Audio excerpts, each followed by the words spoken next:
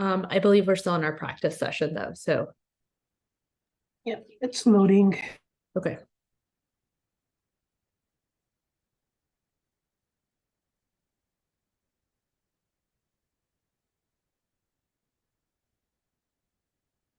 Wait, Cedric, did you take us out of the practice session? I did. It should be live now. Are you, because we're only seeing live on YouTube. We're not, because no attendees have joined, and it still says, at least on my screen, unless it shows everybody else, it shows that we're still in a practice session. Yeah, I'm still seeing that as well. Cedric, can you look at the top of the Zoom window? It should say start session or in practice session. There we go. Thank you. Thank you. Okay, let's give it a couple seconds for people to join. Then we'll get started.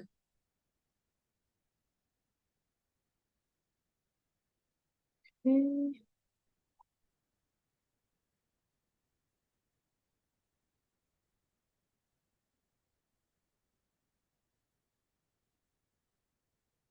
Oh, Cedric, if you can go ahead and promote Commissioner Duramo. I see him in the audience. He should have gotten a panelist link, but maybe he did not. Yep.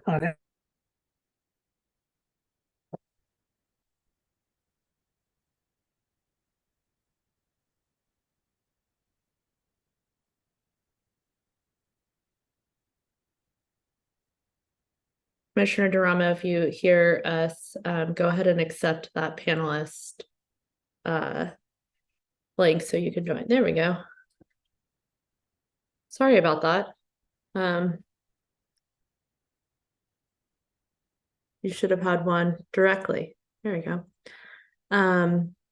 Okay, well, thank you everyone for joining us this evening. This is the info session portion of our December ANC 1B meeting. This is also our last meeting of 2023, which is hard to believe. Tonight we have Randy Thorpe from DPW here to talk about kind of the upcoming initiatives and things that DPW has. If you have any questions, please add them into the Q&A. And then if you would like to come off of mute, we can take you off of mute to ask the questions. We will go with commissioners first for any questions that commissioners have, and then we'll take it to the audience. But thank you so much for joining us this evening, Randy. The floor is yours.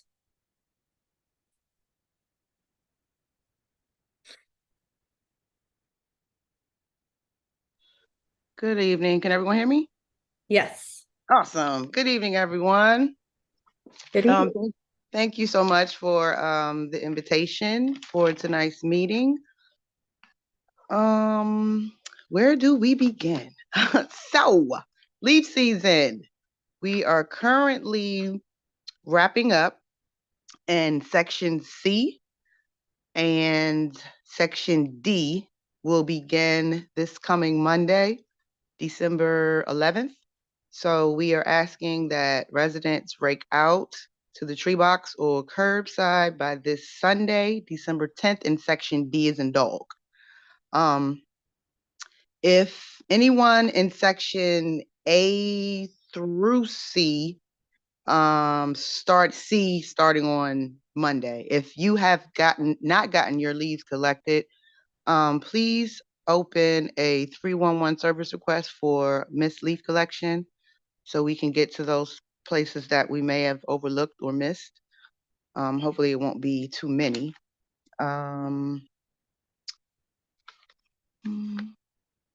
And I will also be sending this announcement on my Friday message to you all as well.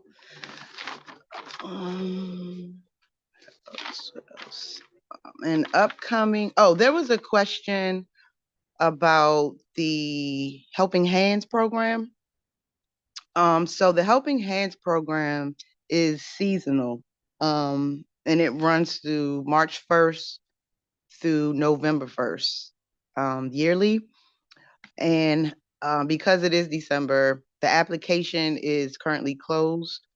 However, you can contact Mr. David Williams.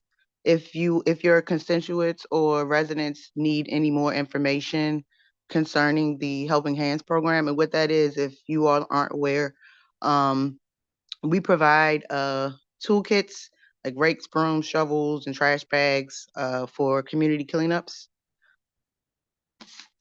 So I just wanted to touch on that.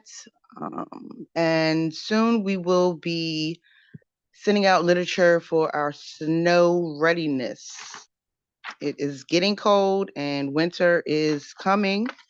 So I will be sending out messaging along with the Friday message on tomorrow regarding some of our snow preparation messages that we have. And you can also visit snowdc.gov as well to get any updates. And I encourage everyone to download the alert app as far as snow is concerned, so you can stay abreast of where our crews are in the case we do have a significant snow event. What else? Also, and I just want to make a note of this. This isn't something that we have to be concerned about too soon, but we will be doing our holiday tree collection again this year. And I'll have more information with that in the upcoming weeks, but I can tell you that it will be beginning, I believe it was January 3rd is when we're going to start picking up those trees. And it's going to run the same, it's going to mirror leaf collection. We're asking residents to place their trees at the curb, because last year we did at the point of collection, but this year we're asking residents to place them at the curb. And that's all I have for now. Do you have any questions?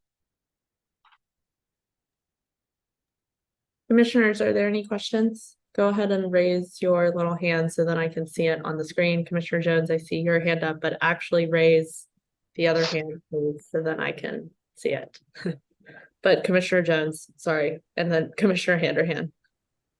Thanks. Thank you for joining us this evening. I've got just a quick question. I've had some recurring concerns from neighbors about cleanliness in alleyways. The area that I represent is sort of immediately north of Cardozo High School, where much of the area is row homes with alley access in the back. I've had neighbors who had concerns with dumping, which I know how to deal with that, right? You do a 311 request for dumping, but I've also had neighbors concerned with sort of general cleanliness. For example, if someone has a bunch of takeout napkins strewn across the way and there's a whole bunch of small things, that's not really dumping, but it still attracts rodents and other nuisances and looks bad. Does DPW, how does DPW do alleyway cleanings? So right now, so alley cleaning is considered one of our spring operations. However, so in other words, I'm saying that because it's not actually available with 311. So during the winter months, fall and winter months, you can use sanitation enforcement 311 requests. And in your description, you can just state that it needs to be an alley cleaning. Great. Yeah. And you have one more question. What was the other question?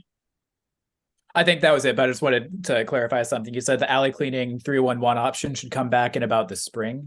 Yeah, but for now, you can use sanitation enforcement. Great. Because we're aware that, alley cleaning, it doesn't happen just during the spring, but as far as the available actual alley cleaning service request option, yeah, it's only during the spring. So fall and winter, you can use the sanitation enforcement. Perfect. Thank you for your help. You're welcome. Commissioner Handerhan. Thanks so much. Really glad you're able to join us today, Randy. Quick question on the leaf collection. Have you got any feedback about the process this year? I believe it's changed a couple times in the past couple of years, and I've only gotten one comment from a community member on this, but it is pretty confusing with the zones.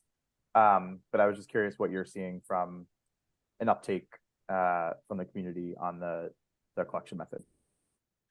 Well, yeah, we changed our messaging as far as, because I'm not sure if you're familiar, but in past years we did like actual schedule, and oftentimes our crews were behind. So we decided this year that we wasn't going to do a schedule to alleviate saying we'll be here at this date and we're not there for another week or so. So the approach this year was to do 2 weeks of each section.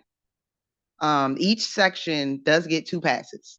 And like I stated earlier, we are beginning section D on Monday, which would be the end of this first pass. So we have sections A through D. So this upcoming Monday will be the beginning of section D's collection. And you can go on the tracker, it's on our website. And if you zoom in, you can actually see like what section you're in and what the green specifies that we've completed it.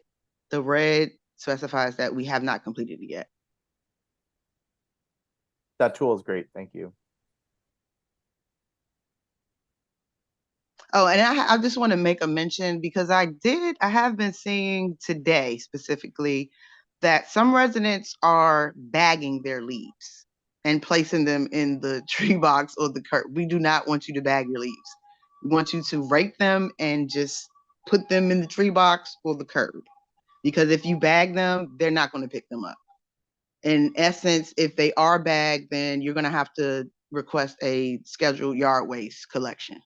Because our leaf crews, they're coming through with the vac. So it's counterproductive to, you can't vac up leaves that are bagged. So if you all have any constituents that have bagged their leaves, please make them aware that we're not collecting bagged leaves, but if they do put in a scheduled yard waste collection, then they'll be picked up that way.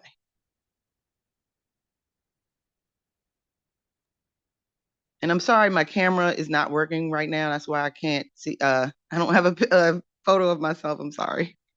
Okay. For that distinction, I think that's important. I personally love seeing the videos of the leaf chomper vacuum thing. So it's important that you don't bag it, otherwise it wouldn't work. If you guys have any like videos or pictures of our crews picking up the leaves, please share it with us, because we would really like to see how our crews are doing. So far, actually, this year it's been a lot better than years past. We're actually on time this year, so we're doing good. We're doing good, but we would love to see our crews in your neighborhoods, just to see how we're doing and see you all smiling with no leaves on your street. Thank you. Commissioner Lakatos. I have a question about parking enforcement. So there's one car right near my my building in my SMD that blocks the trash trucks for the buildings from turning because it parks too close to the corner. So it makes it hard for it to make a right turn. And so I've called DPW a bunch of times and they come out and they ticket. But I looked it up and this car has like $5,000 in unpaid tickets. And I've been asking in the comments if the people can tow it. And I don't know how to properly really request that option. The DPW tow team comes by here in the morning to get coffee. But like I haven't been able to catch them to ask them if they're on shift and they can do this. But I don't know if there's a way to specifically request that, because it just makes it really hard for the buildings to actually get the big trash trucks through there because the person's just like parked blocked at the corner and they do it like every weekday. Okay, can you give me the 100 block of that street? Yeah, I can send you an email. Okay, great. And I'll send that over to our parking enforcement and our towing division to make them aware of that situation. Thank you so much. I appreciate that. You're welcome. Commissioner Fields. Yes. So first, I just wanted to say thank you, Randy, for everything. Thank you for always sending emails because I know I can get a leaf collection update from you. It's always amazing. We actually just did a leaf cleanup with Commissioner Duramo, and we spoke to a resident that was sort of living in Meridian Hill, and they mentioned that there's like a huge issue of like sewage runoff in the park, and that it's just very, dirty. So I was wondering if you guys could look into that or just give an update on sort of what's going on with those public restrooms located I guess on the left side for me on the park. I guess that's 15th Street. You said Meridian Hill Park? Yes, or Malcolm X, yes. Right, okay. Okay, so just to let you know, we do not deal with sewage or anything pertaining to that. However, if it's causing spillage in the street that's there, that's not going anywhere, then that is something that I will have our street and alley team go investigate. You said it's on the left side of 15th Street? That's where the public bathroom is, but I noticed when we were picking up leaves, it sort of felt like they were soiled as well from something else. So that's the only reason I bring it up to you. But yes, just the leaves throughout the park. Okay, I'm sorry. So you mentioned leaves and sewage. Sewage runoff, yes. So I believe the leaves on the left side of the park closest to 15th Street sort of have issues with runoff being on them. I brought up the sewage question originally because I thought that was you, but I understand it's not now. So but also just an issue of the leaves in the park too. Okay, I'll make a note of that as well. Okay. So something to note, commissioners, and even to our community members. So Meridian Hill / Malcolm X Park is not managed by DC. It is a federal park, so it is managed by National Park Service. So one, it's always difficult to get a hold of them, but if there are issues, that is the party that we do need to reach out to for that. Correct. Commissioner Duramo. Hello, thank you so much for mentioning Helping Hand. Just a quick question following up on that. Do you know why October 1st was chosen as the cutoff date for that program? Is it a budgetary issue, or is there like is it the climate? Is it the season? Yes. So actually it's November 1st is the cutoff. And yes, it's a seasonal operation. Oh, okay. The website also says October 1st, and I thought Does that's it? what you had said. Yeah. Because I got an email from Mr. Day, because I tried to have Mr. Williams on the call tonight, but he couldn't make it. But he sent me an email saying it was from March 1st through November 1st. I will double back with him to get clarification on that for you. Okay, just curious because this seems like a rather, this would be a useful time of year when leaves are falling to have Helping Hand still in operation, maybe for a little bit longer. I don't know if that date was chosen at a time when maybe it snowed a bit more in Washington, which was the case in the past, and snows were earlier. But maybe there could be a reconsideration of that cutoff date. As Commissioner Field said, we did a cleanup a couple of weeks ago, and it was too late for Helping Hand. So luckily, we were able to pull together some materials on our own. But it was certainly warm enough. There were tons of leaves and lots of garbage everywhere. So I think it's still a good time of year when people are interested in maintaining the streets. So Okay, just a bit of feedback. Right, I would definitely inquire about that. Thank you. You're welcome. We had a couple questions in the Q&A, and I do see Frank, your hand up. We'll get to yours in a second. And I have a similar question. In terms of graffiti removal, have we passed the point of graffiti removal for the season? So graffiti removal technically is a year-round operation. However, I believe some of the materials that are used to remove the graffiti, they can only be used with certain temperatures over a certain degree. However, for instance, because of the conflict going on in Gaza or whatever, there have been an uptick of anti-Semitic graffiti through the city. Now, something like that we will definitely address immediately. Yeah, that there's no seasonal push to say, oh no, we can't do that because it's not the season. No. If it's anything like that or similar to that, please let me know, and I will get that to our abatement team to handle immediately. Okay. Sorry, just to follow up on that, how should neighbors who are not ANCs let you know? You can give them my email address. They can email me Great. directly. We'll put that in the chat. Thank you so Right. much. Thank you, Absolutely. yeah, that I think is a big issue around U Street, at least not the graffiti itself. I have seen you all handle very hateful graffiti very quickly. So I think we definitely have some neighbors who need DPW support in removing their graffiti, whether it's on their garage or it's on kind of the side of their building. So we can flag that and email you. I think the other thing that neighbors have brought up to me, specifically neighbors that live on kind of Wallach Place, and they've had graffiti removal several times done. It's pretty harsh removal where it starts to degrade their garage doors.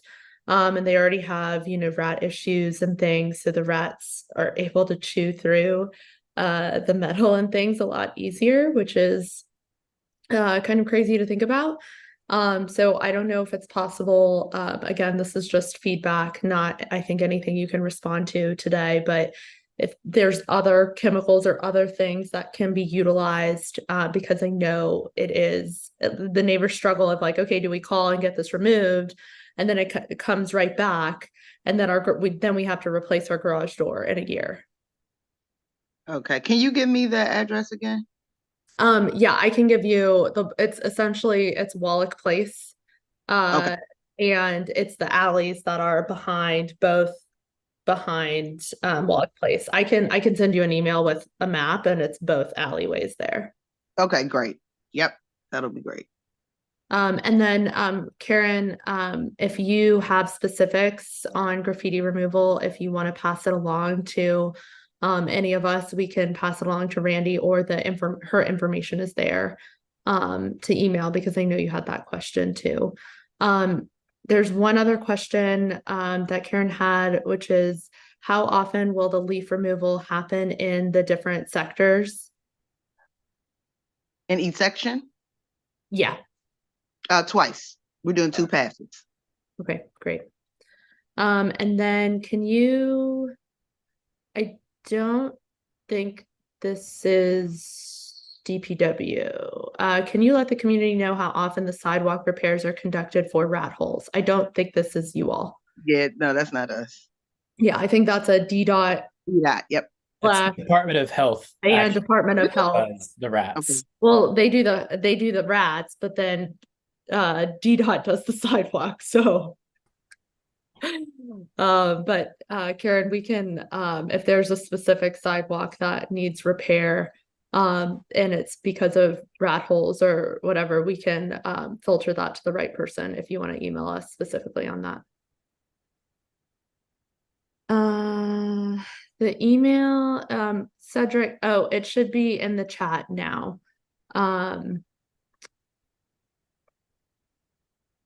Okay. Cedric, can you go ahead and take Frank off of mute?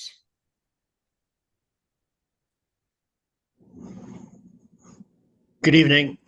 Was wondering, Ms. Thorpe, are you, I don't think we got a formal introduction. Are you in the director's office, and are you the community outreach coordinator, or what is your title there? I am a public affairs specialist. I apologize for not giving you my title. I am with the communications department in the director's office. Yes. All right, thank you. And then secondly, can you tell me who participates with the nightlife task force that meets once a week at 3D, MPD, the 3rd District Station? Is that you, or is that somebody else on your team? And my related question is, are you folks all like more staffed up on booting now, especially at night with respect to the nightlife task force? Do you have you doubled your staff? I understood you originally had about 5 booting staff members. Have you guys increased it yet? I know it's been in the works for a while. And so those 2 questions, if you would.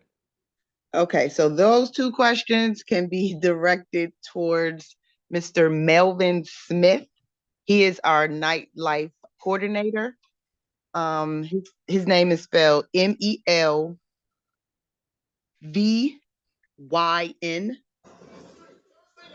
.Smith SMITH at dc.gov.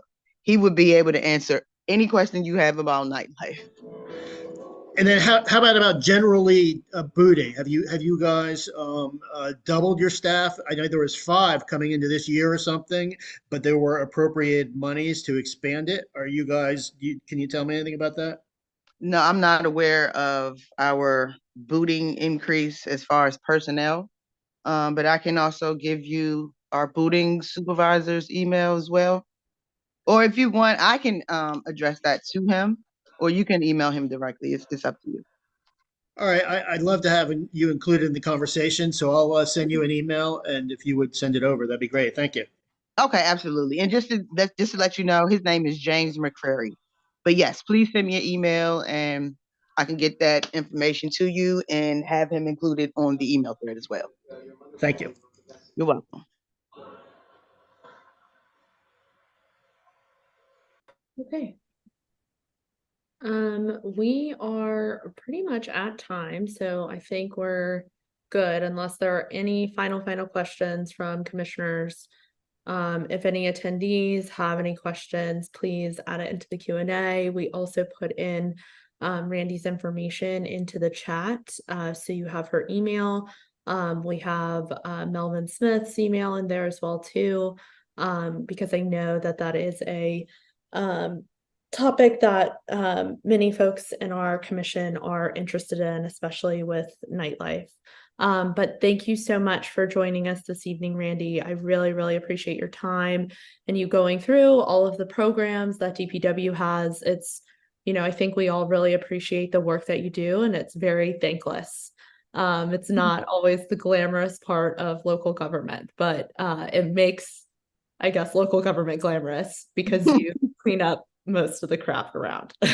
Thank you so much for having me. I appreciate it. And I am here to help. So anything you need, please don't hesitate to reach out to me. Thank you. You're welcome. And happy holidays, everyone. Happy holidays. Okay. Well, thank you everyone for joining us this evening. And thank you to commissioners. For those who celebrate, happy first night of Hanukkah. We will try to expedite this meeting as quickly as possible, making sure that we can honor the holiday. We will also be talking more about kind of our meeting schedule as the meeting progresses. But with that, I call this meeting to order at 7:01 p.m. Mr. Secretary, would you please call the roll? Yes, Madam Chair. Commissioner Handerhan. Present. Commissioner Holohan. Present. Commissioner Sycamore. Present. Great. Commissioner Lakatos. Present. Commissioner Kensick. Present, but not happy with the situation. Commissioner Trindade de Ramo. Present. Commissioner Fields. Present. Commissioner Harris. Present. And Commissioner Jones present. Madam Chair, with 9 out of 9 commissioners present, we have a quorum. Excellent. 100% attendance. Thank you. Commissioners, you have an agenda before you. Do we have a motion to approve the agenda? I move that we approve the agenda. We have a second. Second. Discussion? All those in favor? Opposed? Abstentions? Motion passes. Thank you. We also have a consent agenda with the October 28th special meeting draft minutes, which I believe that is the special meeting for the special election. We also have the November draft meeting minutes, and then we also have a 2-minute comment time for commissioners and community members. Do we have a motion to approve the consent agenda? I move that we approve the consent agenda. Do we have a second? Second. Discussion? All those in favor? Opposed? Opposed. Abstentions? Motion passes. Thank you. Reports and action items, financial reports. Commissioner Lakapos. Sorry, give me a sec. We don't have a financial report to approve today. That will be, I believe, next month. Should be so next month is the end of the quarter. It's not today. That's what's important. Thank you. And thank you for clarifying the end of the quarter for those of us who operate on different quarters. Okay. Public safety and community engagement, Commissioner Fields. All right, I'm just gonna share my screen. And then we do have, I think you saw, we do have Lieutenant Monahan too, if there's Yeah. updates from MPD. Okay, I'll go through the crime report sort of really quickly, and then also want to give people a chance to ask questions on that if there are any. At the last meeting, the report I presented was just from PSA 301, so I just wanted to go back and clear it up. The crime reports and stats for October 9th through November 7th. So there was a 0% change in homicides, negative 100% change in sexual abuse, negative 36% in ADWs, which is assault with dangerous or deadly weapons, and then a 5% increase in robberies. So it went from 58 robberies to 61. And so the crime categories, which increased in the last 30 days, also included burglary, motor vehicle theft, theft from auto, and then regular theft, and then burglary also increased by 94%, which differs from just how they qualify robberies, I assume. Lieutenant Monahan can clear that up. We also have the map here on this side, and then we can move to the past 30 days. So I also wanted to share just sort of how you can work crime cards, which it's just mpd.crime cards. I can drop that in the chat, but you can add the stats for crimes over the past month for the 3rd district. So this is what we did for this next report. It says that homicides went up. There were 2 additional homicides, and then sexual assaults went down by 1. Assault with dangerous weapons went up by 18. Robbery went up by 52. We know that there was just a town hall on crime, but all crimes in this area for the 3rd district went up by 114. So there was a large increase over this past month, which is something I hope Lieutenant Monahan can also address. I'll stop sharing my screen now if you want to present just while the crime stats are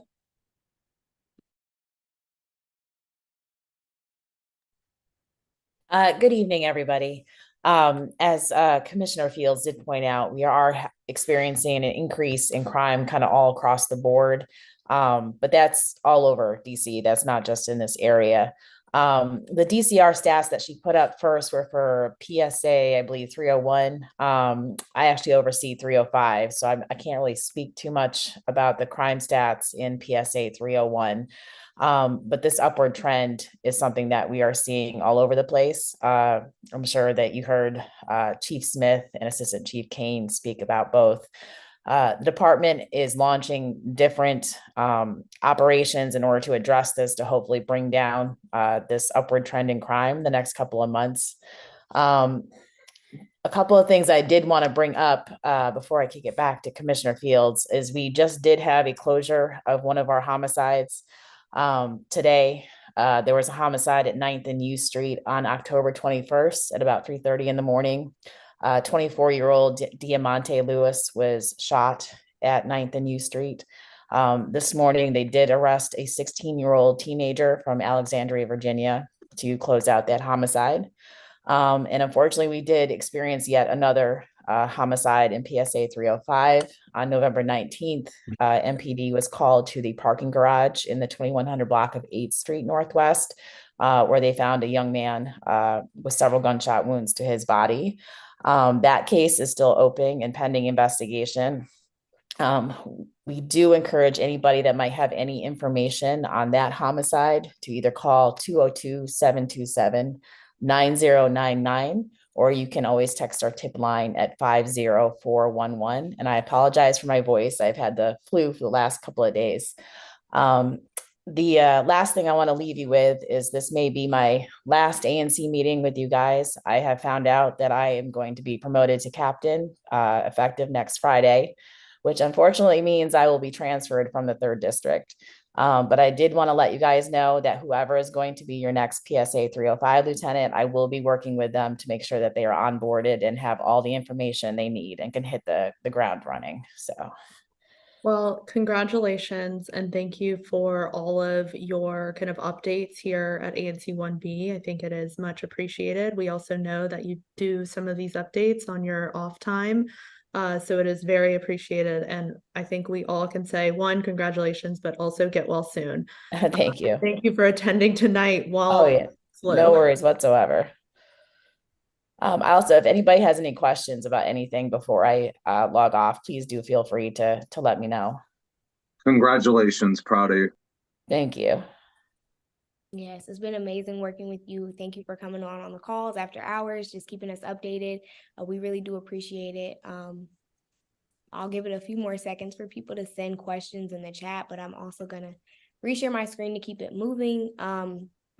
So this, I mentioned the 301 crime report. That was from last ANC meeting that we had in November. But this meeting, I was able to get the 3rd district crime stats for the previous 30-day period. So these were actually updated from the 3rd district. So we were down in crime the past 30 days before these last 30 days. And then these next 30 days we're up in crime. So just please continue to stay safe, continue to stay vigilant.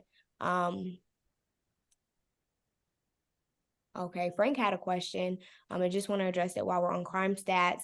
He said, thanks for your presentation. You illustrated several new facts, including streets which have the greatest amount of repeat crimes. Is it possible to obtain the PSA 305 number of crimes past versus current? Lieutenant Monahan, do you have that number? Or do you know where they can find it? Can they find it on crime cards? Yeah, if you go to crime cards, if you see at the top of Commissioner Fields' screen where it says, I want to explore all crimes, over the past 1 month in Police District 3, you can actually narrow that down to just PSA 305, and it will do a comparison at least by the last year. If you want something more specific, I can attempt to find it for you. Let's say if you want like the past 30 days versus the last 60 days, I can try and take a look at that for you. Okay, so Frank, if you could leave that in the chat, which you would prefer. But yes, Crime Cards is a great resource, and I'll also drop the link once the presentation is done. So you gave a great update, Lieutenant Monahan. We really appreciate MPD for just, getting those convictions and driving that rate up, holding people accountable. There's another report that sort of comes out for the 3rd district. This is from the United States Attorney's Office, and they're just confirming some cases they also closed. One is Michael Humphrey, who was a registered sex offender. He was convicted on charges this year. These charges range from anywhere from presently to back in February, just because I have not been given this report. So if you are on the Public Safety and Community Engagement newsletter, you'll get a more detailed report. But Isaac Moy was also sentenced for the murder of Unique Harris. So she had been missing from her home since 2010. She was 24 years old and her body's never been found. So that's another great case that was convicted. And there's other charges for sexual assault and fraudulent death relief charges. So we appreciate MPD for getting those conviction rates as well, just arresting people and keeping the community safe.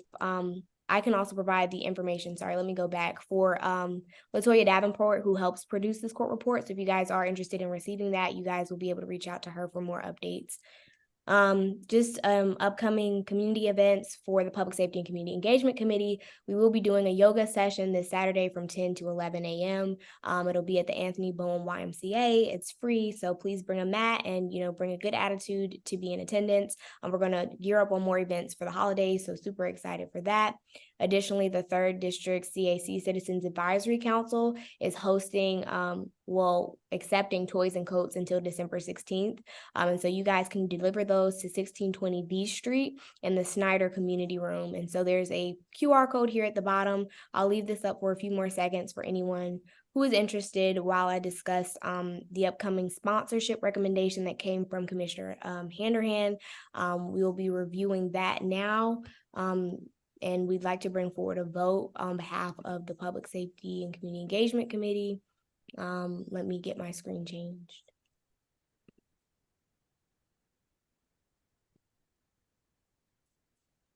As you get that ready, Commissioner Fields, Commissioner Lakatos, and I think you, Commissioner Fields, know this best. I just want to make sure, because I know that we've there have been some new policies around grants, or maybe newly enforced policies around grants and sponsorships. So let's just we can absolutely vote on something, but we just need to double check that it is in compliance.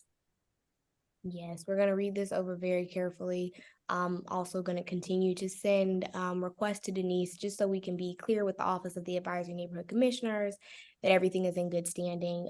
This is a community organization that I've worked with before. They're absolutely amazing. This is Common Good City Farm. They're located at 300 V Street Northwest, Washington, D.C., and they're hosting a Holiday Fest project. Their website can be found here, and this is their tax ID, which is a new and updated question that came from the OANC just to make sure these organizations were approved as nonprofits. No need to get the contact information. We've got that. The projected event cost is $2,500, and they're only requesting $1,000 from ANC 1B. They supply donation from Life Deeds, food donations from local restaurant chefs. Those all help them with their funding for this project. I'm just going to read verbatim what they have in the description. It says 2023 Holiday Fest will be a free community event on December 15th from 4 to 5:30 p.m. organized by Common Good City, Life Deeds, and Kelly Miller Residents Council. The event will be an opportunity for residents of ANC 1B to join in a festive community event where they can select toys, coats, and fresh produce. They will also be able to enjoy prepared food. So they said ANC is welcome to have a table, but not required. Just from this, I think we would need just a clearer understanding of where the funds are going, just to make sure that it is properly approved, and just get a little bit more information. So I know that'll be past their December 15th event, but maybe we can look at ways to fund other upcoming events that they're having, because they do have a lot. Yeah, I mean, I know we've funded things in the past. It's just difficult now because of the new guidelines, and maybe they're not new, it's just kind of newly enforced guidelines, which is super unfortunate because I know I voted on, approving the sponsorship for this organization. I think the one thing that we need clarity on is the food portion. So I know that that is a big thing, that we are not allowed to sponsor anything food related. I think though that's for the consumption of food for people at the event. I don't know if it's for donations. I think what we can do now is we can vote to approve this, but we need to further find out if this is something we can do since the event is coming up.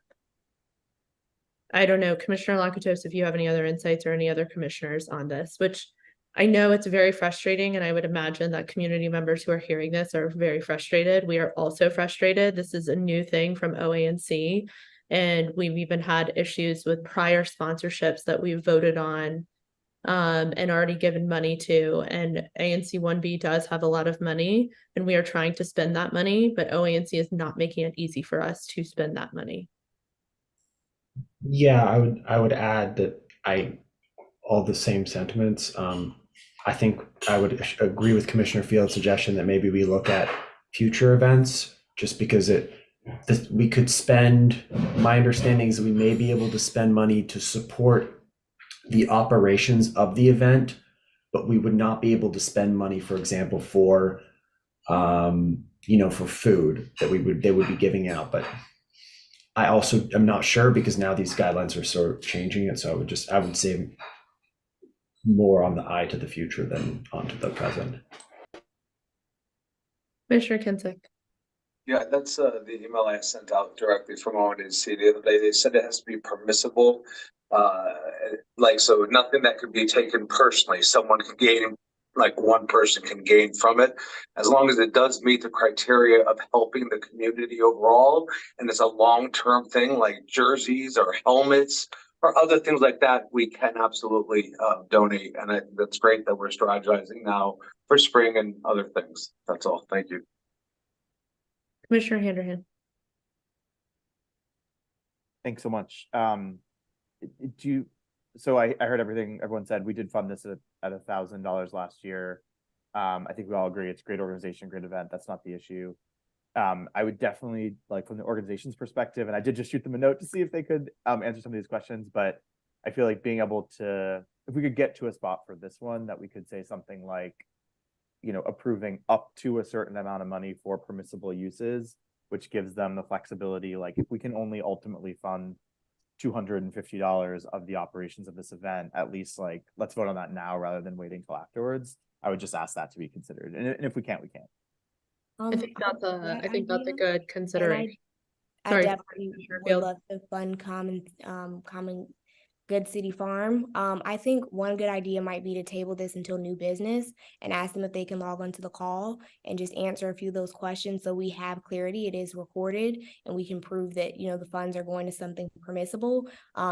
There has been just a clear review of the guidelines. So if they can explain more of the event, I could provide more context as to like what is approved exactly, so we have clear language. So that's what I think, at least for me, it's pretty clear like what the event is, and I don't think it's anything like, I don't think anyone here is saying, at least I know I'm not saying, that we don't want to sponsor this. Like, I think there is a collective agreement, especially since ANC 1B has sponsored this event in the past. We just have new policies and guidelines and that we have to adhere to. So I think I prefer Commissioner Handerhand's approach. I think no matter what they explain on the call, like, they could give us a ton of context, and like, I appreciate their time, but we still have the policies and things that like we have to adhere to. So I would almost prefer voting up to a certain amount, or having a motion to vote on a certain amount for the operations of the event. Just like Commissioner Lakatos suggested, and Commissioner Lakatos, if you could raise that motion, unless, yeah, Commissioner Jones, if you have another thought.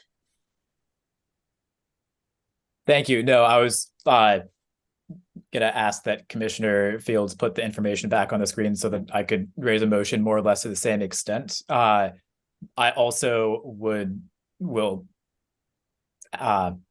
if Commissioner Fields could put that on the screen. You said you're going to make a motion? I would like to, and I'd like to see the information in front of me so I don't misspeak. Right. Yeah, I just had one more comment additionally too. Before we vote or before we put a motion on the table, I just think that, you know, like you said, Sable or Chair, that, you know, we've been under review from OANC, and I just really want to make sure that our language is clear and that we have just a better understanding. So just as the chair of this committee, if they could log on and just provide a bit more context, or if we table this until they have future events, because this is something that they do recurring. So I just think it would be better to wait. I understand at the end of the day, anyone can bring forth a motion, but I'm letting everyone know that this is something that I will personally be voting against, and would encourage other commissioners to do the same, you know. Yeah, and I think I have to, that's like really unfortunate, because yes, I know we want to bring people on. I think the other thing that we're trying to manage here too is that it is the first night of Hanukkah. So that's why I'm trying to make sure I don't want to push someone to come on to also try to make a case. I think it's okay. We are voting to potentially use the funds. So there's a difference. So even if we vote to potentially use the funds, we might not use the funds. So then it wouldn't even go in front of OANC. So there's, you know, I know that I appreciate kind of the your attention to the things with OANC, because it's come out of your committee. And again, it's super frustrating. You and I have had this conversation because it's very different from what we've dealt with in the past. But I think from my experience, I personally feel comfortable voting on a motion because it's only for the potential to use the funds, not actually using the funds. Yeah, I understand that. I'm still very uncomfortable. I'll put it back on the screen just so everyone can have the opportunity to vote. And I do hope that if other applications come forward at the last minute like this, they're equally considered by the commission, because I think in the past there has been some differences for other organizations. And I think that's really unfair, just seeing as these are community funds. So here's the screen. You guys can review the application Yeah, all of I think we've paid enough attention to many of the things that have come in. I'm a little surprised about that comment, but I think Commissioner Jones, if you feel comfortable, Commissioner Lakatos, whoever would like to raise the motion. Madam Chair, I'd like to speak briefly. Sure. I'm going to propose a motion that I would like to explain before I propose it because it's a little unusual. What I'm going to propose is that we authorize a sponsorship of up to an amount for support of this event for permissible uses only, and to authorize Commissioner Fields and Commissioner Lakatos to determine the details of what exactly we're funding.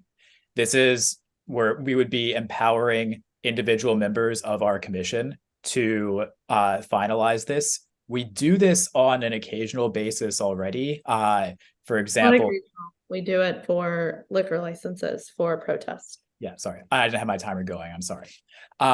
Yes, so we do this on an occasional basis already. For example, this commission empowers individual commissioners to represent it at liquor license protests. And we've passed many resolutions that say at the bottom, Commissioner Harris is authorized to represent ANC 1B on this topic.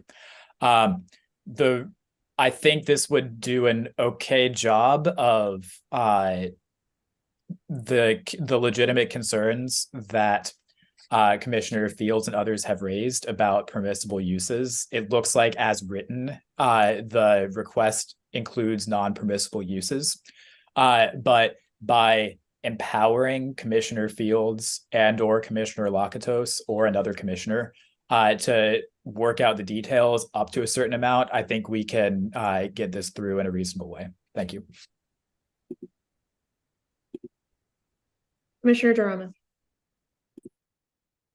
Sorry, did I miss a part in the form where it specifies how they arrived at $1,000? What are they requesting specifically from that funding and not their other funding? All we have here is the brief description, and then they said that there'll be opportunities for residents of, well, you can see it, I'll just highlight it. So toys, coats, and fresh produce, I'm assuming, but I know that fresh produce would come from their garden. I'm not sure if they're purchasing goats and toys or if I'm not sure. So that's one of the questions that I had as well too. Okay, are there any other questions? Sorry, can you? Yes, I had my hand. Okay, go ahead. Sorry, I can't see your hand. No problem. I'm not quite sure why this is such a topic. The chair of this committee wants to table this vote until the end, and I think we need to respect that. And giving so many open questions right now, I think it's a great idea to table this until new business, and hopefully we can get a representative on for new business. I will be voting with Commissioner Fields because I think that this is the appropriate way to do it because there's too many unknowns at this point. Well, the reason why we aren't tabling it is because the commissioner who lives in the SMD is saying that we don't need to table it. This has also been something that Commissioner Handerhand and I have voted on, I think, a couple times. Granted, we have new policies, but we are also trying to mitigate that with the explanation that Commissioner Jones gave. Commissioner Kinsick.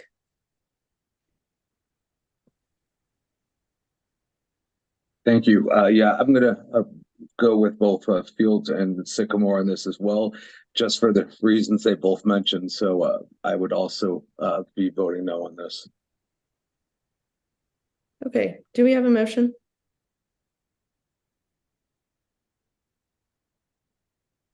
Can we take this off the screen because I can't see anybody on this? Thank you.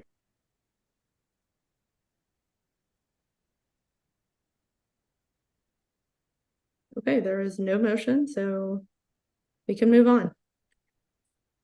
All right, thank you. The next Public Safety and Community Engagement meeting is December 12th at 7 p.m. via Zoom. As I mentioned, we have an event this Saturday at the Anthony Bowen YMCA. So if you're free and available, please come out. I'll drop the link to that and the crime cards in the chat. Thank you so much. Great. Zoning, Preservation, and Development, Commissioner Jones. Oh, I'm sorry. Just I have my hand raised. I'm sorry. Go ahead. Just one more quick thing. Lieutenant, thank you so much for all of your work. I actually just did a walkthrough with Commander Bolton and Lieutenant Kane, and it's actually spanned between my SMD, Chair Harris's, and Commissioner Licatos's, talking about crime. There was a number that was given that was called, you and I just talked about it. What was that phone number again? I'm sorry, and who was that? Yes, that was for the watch commander. That's the person that's basically in charge of the shift. That number is available 24/7. It is 202-276-7462. So if you have any issues that are occurring in the 3rd district, you can give the watch commander a phone call and they will be more than happy to help you out. But this is not in lieu of 911. This is No, a non-emergency. Exactly. Right. We prefer that if you do have something emergent, even if it's not quite an emergency, go ahead, call 911, but then you can also call us as well. Okay, well, wonderful. And if you wouldn't mind just putting that number in the chat, please, that'd be fantastic. I will do that. Thank you so much. I really appreciate your time. Yeah, no worries. And congratulations again. I hope to see you around. Thank you. I also happened to see in the Q&A that someone had a question about the box convenience store on 14th. Yes, we can absolutely do something about that. We do have a team of officers that are dedicated just to quality of life issues, and I will send them the address for that and get them to start working on that tomorrow. So.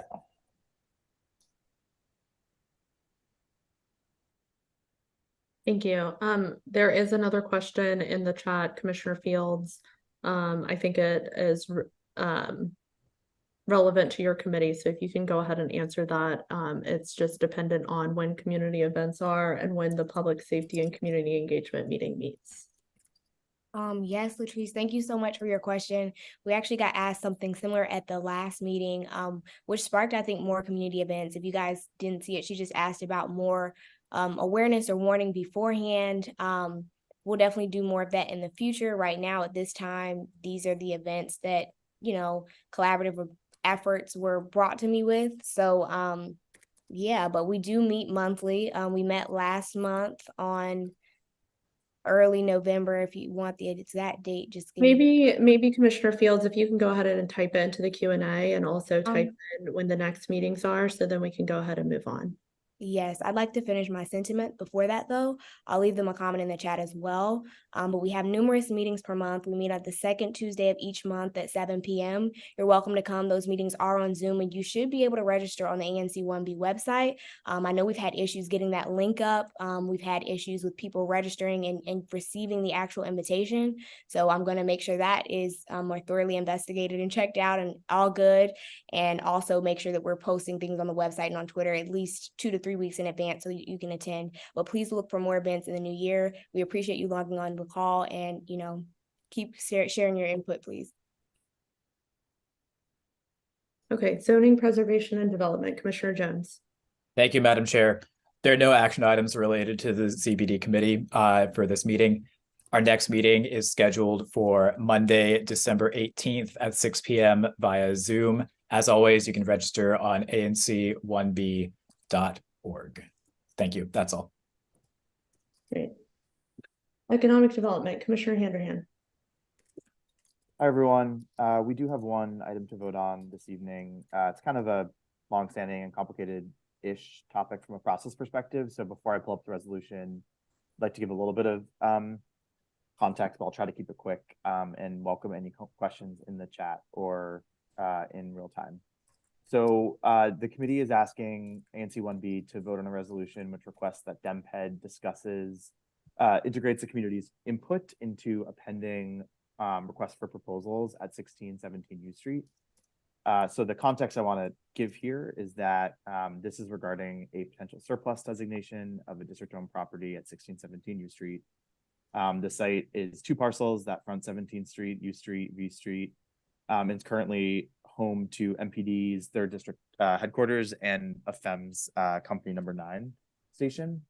The process right now is, if folks remember the Reeves redevelopment conversation, what is kind of where we are in the process right now is a request that the district has put a request to upzone the site to an MU10 designation.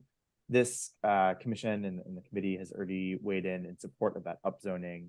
Tonight, what we would like to talk about is in some ways getting ahead of the zoning, which the hearing has not been held yet, to talk about what happens at the site, whatever, regardless of zoning. This is not traditionally how I've done things in the past, but it's a reflection of the intense interest at the site. And there will be many more opportunities to weigh in. So I've gotten had a few good conversations today with other commissioners who said, hey, could we add something like this, which is the community need? We should talk about all those tonight, but this is the result of 2 recent community engagement opportunities that we've had, one hybrid and one virtual, with immediate neighbors, with neighbors from the broader U Street corridor and open to the overall district. And we wanted to share this information back with DEMPED so that the RFP reflects the concerns and the aspirations and the hopes of the community. There was supposed to be a zoning hearing on the MU10 designation on November 20th. I just want to make sure everyone saw in the minutes that there was a continuance due to a deficiency in the hearing notice. It didn't have the right information around party status, so they had postponed the hearing, which will now be on January 8th. Anyone on this call is a party or trying to seek party status to that case. They asked everyone to get together ahead of that call so it could be addressed there. I am happy to go to the resolution itself right now. But one thing before I do that is, in our last community meeting, we learned that the Office of Planning actually proposed 2 changes to what the district wants to do at this site as a result of the feedback from the community. So I think personally, this is a good development, whether you agree with what they proposed or not, although I think most people do agree, including the committee. But they agreed to add 2 site-specific setbacks, 40-foot setbacks on the north side of the site and 12-foot setbacks on the east side of the site. This would be done through a mechanism that would be binding and would be filed by OP as part of the broader zoning consideration. So this reflects some of the concerns the community had about a really tall building next to a 2-story row house, without actually changing the underlying zoning of the site, but kind of committing to design elements of the site later. If people have questions while I pull this up, please let me know, but just in the interest of expediency, I'm going to share the resolution. I think something that was really helpful during the economic development meeting, it was very, very helpful to hear from Office of Planning. So thank you for coordinating that, Commissioner Handerhan. I would encourage, community members and commissioners, one, if there are questions on that report and we can share that report, it's in the exhibit files, to certainly ask OP because that's their job, but they were very, very helpful in explaining all of it. Yeah, and I would also just say we have put in a lot of work trying to get DEMPED and OP to come to the community, and I think we saw that pay off. And so I'm equally very thankful of that, and it was thanks to the advocacy of the committee and of the neighbors. So the whereas clauses are relatively straightforward. A lot of this was covered in what I just shared, so I don't want to spend a ton of time. It does have links to the comp plan and specifically the mid-city area element, which talks about the site specifically. It also has language in there, which I think, directs both why this map amendment is coming up, but also the kind of specific elements of the site that should be considered. So based on, we've now had 4 community meetings. Some of them have been, really advertised as a community meeting, whereas others were the committee meeting, which is of course public, and all the notes are publicly available through our minutes, and we try to post everything on our website. But we distilled what you can see here as 3 different big areas that we want to make sure are considered in the RFP. The first is around the public service agencies, so specifically, a commitment which has already been made, but I think there's some myths out there. So making sure people are aware that the MPD and FEM sites will stay, and also looking at the impacts of keeping the fueling station there, which has some environmental impacts as well as quality of life impacts, as well as the traffic patterns that might kind of be impacted by those public sites. The second is around other public uses that are not currently at the site that the community has consistently shared they want there. The first is housing, the second is a library, the third is retail, and the fourth is maintenance of the property, including green space. So a library is probably the most consistent thing that has not been committed to in the RFP that this resolution requests that is in there. There is a study to look at this, and both council members Pinto and Nadeau are supportive of a library at the site, but it is not a commitment yet, whereas a commitment to housing is already in the RFP. But this resolution speaks a little bit about the aspirational concept of the Green New Deal for housing, which was come up a lot with both immediate neighbors and members of the broader community that are seeking to have innovative ways to build and keep affordable housing. The third, and I'm happy to elaborate on any of these, is around setback and community fit. So as I noted earlier, this commission has already supported the MU10 zoning, which was up in front of the zoning committee on January 8th. But just because something can be built up to the specs of a zoning site doesn't mean that it has to be in every single way. And so in the committee's support of density, which the committee is very supportive of, that's how we get the housing.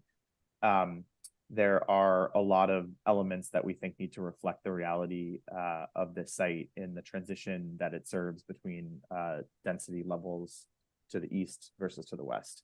So there's this really helpful element in the mid-city plan that says new construction should concentrate density towards U Street and use design strategies to visually reduce building height and bulk to provide appropriate transitions to adjacent lower density areas. City is already committed to that. It's in the comp plan. We speak to support of that and support of the OP addition of the setbacks, and make sure that this is a well-designed project regardless of the underlying zoning.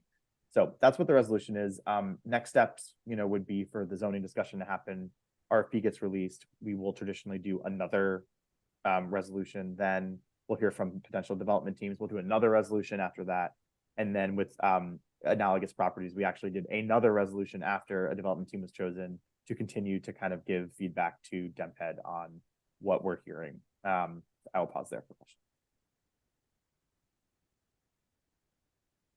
Commissioners, if you have any questions, please go ahead and actually click the raise hand on Zoom. I cannot see hands, especially in this format. And Commissioner Handerhan, I do want you to leave this up because I think it's important.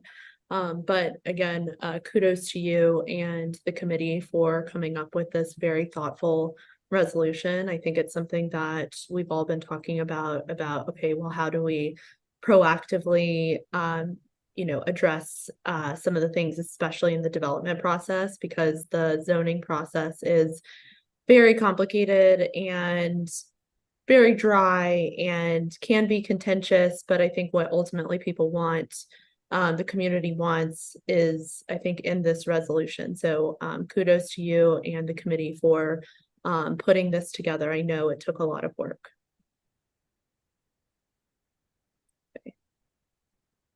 I'm not seeing any little hands unless I'm blind. Okay, Commissioner Kinsick. Yeah, when we're done with this, I just have to have a quick mention on the call with all audience and people on. I'm getting a lot of text messages. So after Commissioner Handerhan is done, I'd just like to make an announcement. Thank you. Okay, I will say your announcement cannot wait for the administrative section or the commissioner announcement section where we have dedicated space. people are just asking why I'm not on camera. Just to be clear, our one backup setting in 1B was not turned on for updates. Cedric already texted me, said it's now ready and available. So all of us commissioners had issues logging in tonight, which is another reason I love to push for more in-person voting or in-person meetings moving forward into the new year. This can wait to new business, but I just want to answer the people that are texting me. That is why I'm off camera now. It's not that it was my choice. It's that our 1B1 Zoom account was not updated, so I couldn't get into the system. And I know other commissioners had issues as well and just had to jump on different iPads and everything else. And I just want that to be noted for the record. That's all. Thank you. Okay. Commissioner Jones. Thank you. I'll get the timer going so I don't inadvertently go over. Commissioner Handerhan, once again, thank you for your help leading all of us through this process. I've got a couple of minor questions about some of the specific wording under continuing public service agencies clause. It says, for example, the question of where the parking entrances and their sizing should be discussed with community prior to any RFP, and studies on traffic pattern or parking demand on V Street are based on curb cuts and entrances are also needed. I guess I'm a little confused about the sequencing here. It sounds like we are asking somebody, maybe OP, to lock in exactly where curb cuts will be before the RFP is released. That seems like kind of funky sequencing to me. We're asking for the curb cuts to be put in before we know what the building will look like. Was that the committee's intention? And can you explain the logic behind that, if so? Sure, it's a great question, Mr. Jones. And actually, there's like a meta question in there as well as the specific one. So I think from an order of operations, almost this entire resolution is kind of like out of order from, what I think the district would say is the sequencing of how you dispose of a property and then develop it. I think, and that's why we didn't actually include this level of conversation in our spring resolution, because we were like, great, we'll do that later. That's, there's a time and a place for that. What we heard loud and clear from the community was that, every step along this process, they were feeling like they weren't getting a chance to be heard, and that the decisions were being made that implicate things that they want to get feedback on. And so by the time that they actually are being asked for feedback, the decisions would have been made. So that's the meta piece. The specific piece in here, which is related to the meta piece, which is why I wanted to go down that road, is that we're trying to give DemPed the ability to craft an RFP that will come out and get the best project possible. We do not anticipate specific curb cuts to be in an RFP. That I don't think that would be like particularly good advice. What we tried to do with language like this is thinking about further engagement from DemPed and OP, which was something that the zoning commission said that they wanted when they first continued this case. And then secondly, there are language you could put in an RFP that would specifically address so the first one around like parking entrances, that's around continued community engagement. And then the studies is really meant to be around you see it's not as time limited to the pre-RFP time period, and it's more about make sure you as a developer applying for this RFP talk about traffic pattern impact. I understand how it's confusing reading that a little bit. We also very intentionally created this in the meeting so it would be transparent, posted on our website, and ask for feedback. So if you think there's a way to tighten that up while still maintaining the intent, I'd rather not strip content out. I mean, we could vote on anything that a motion comes up for, but I think the intent here is around continued engagement and specificity in the RFP, not decision making in the RFP.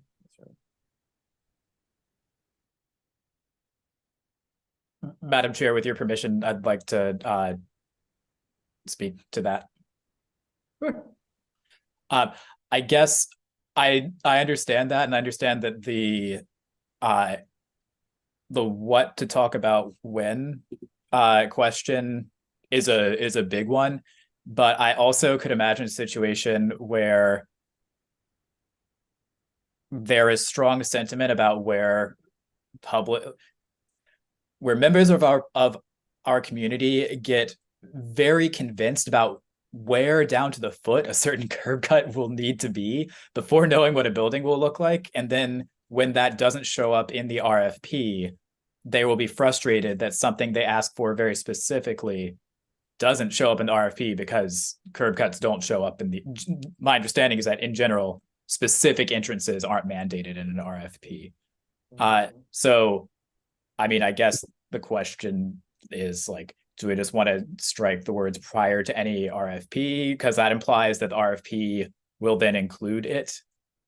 I don't feel that strongly. I just I have some concern about us saying we want parking to be here and entrances to be here before we know what the building even looks like. Thanks.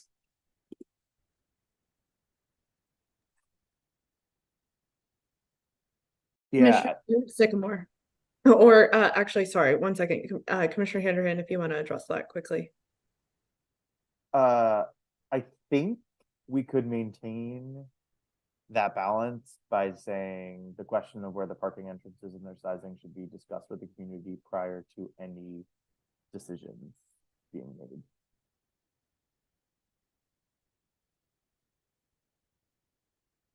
Which I think, like, ideally before the RFP, you have a conversation of, you include parking in future conversation, but it's not saying that that's like the end all be all.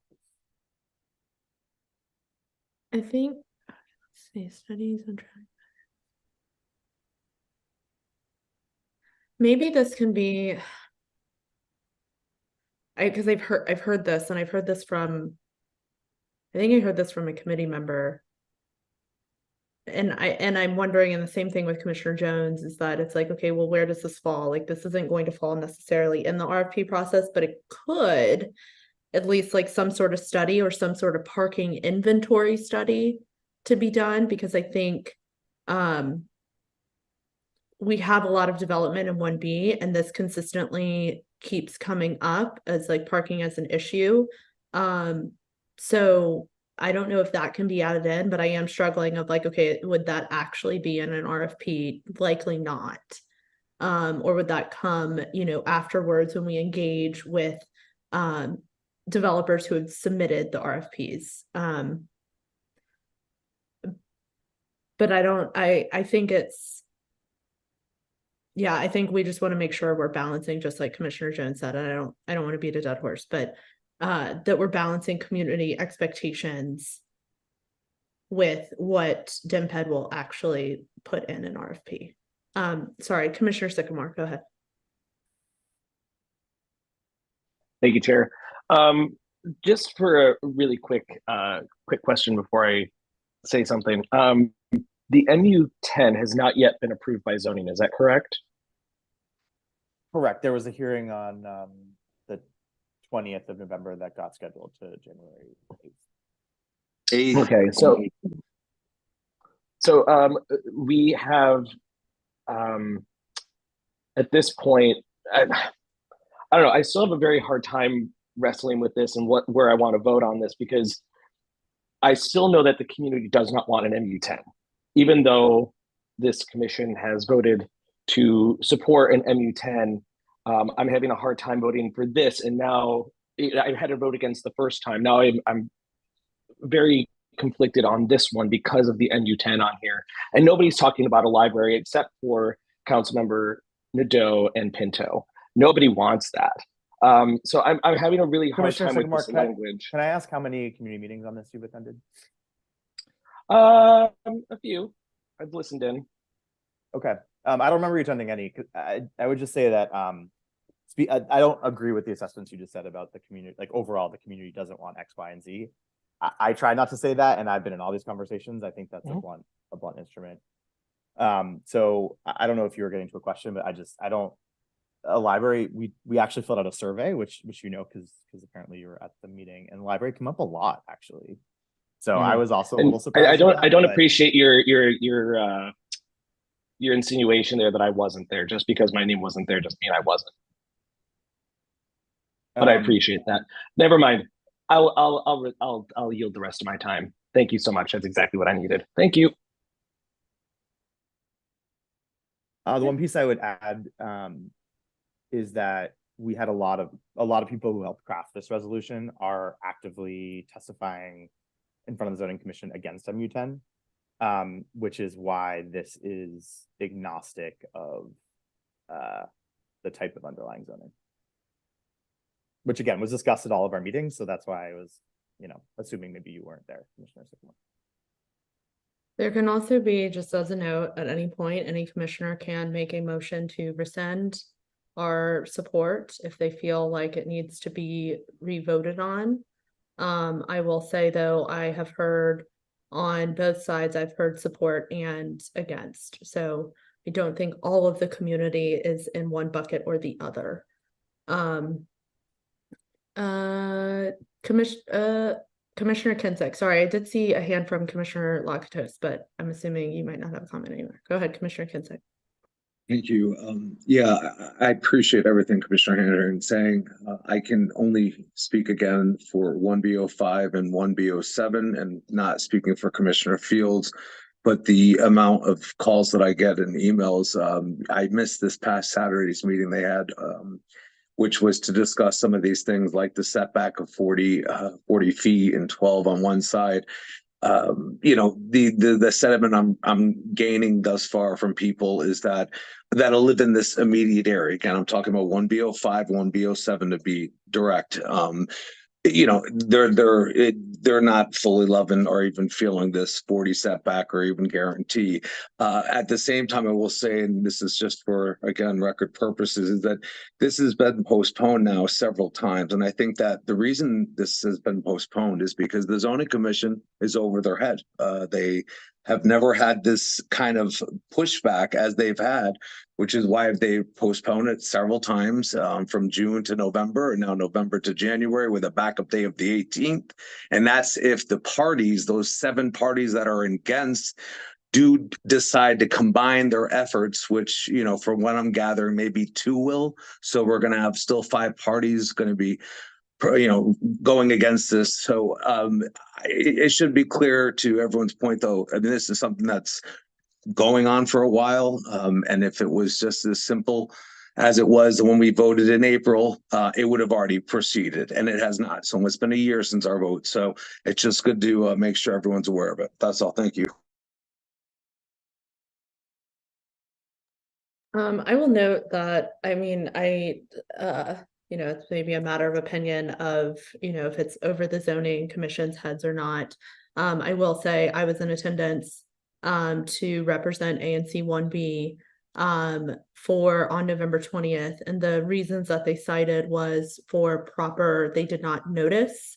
I even myself received a weird notice when I signed up to testify. I received that I was signing up to testify for November 17th.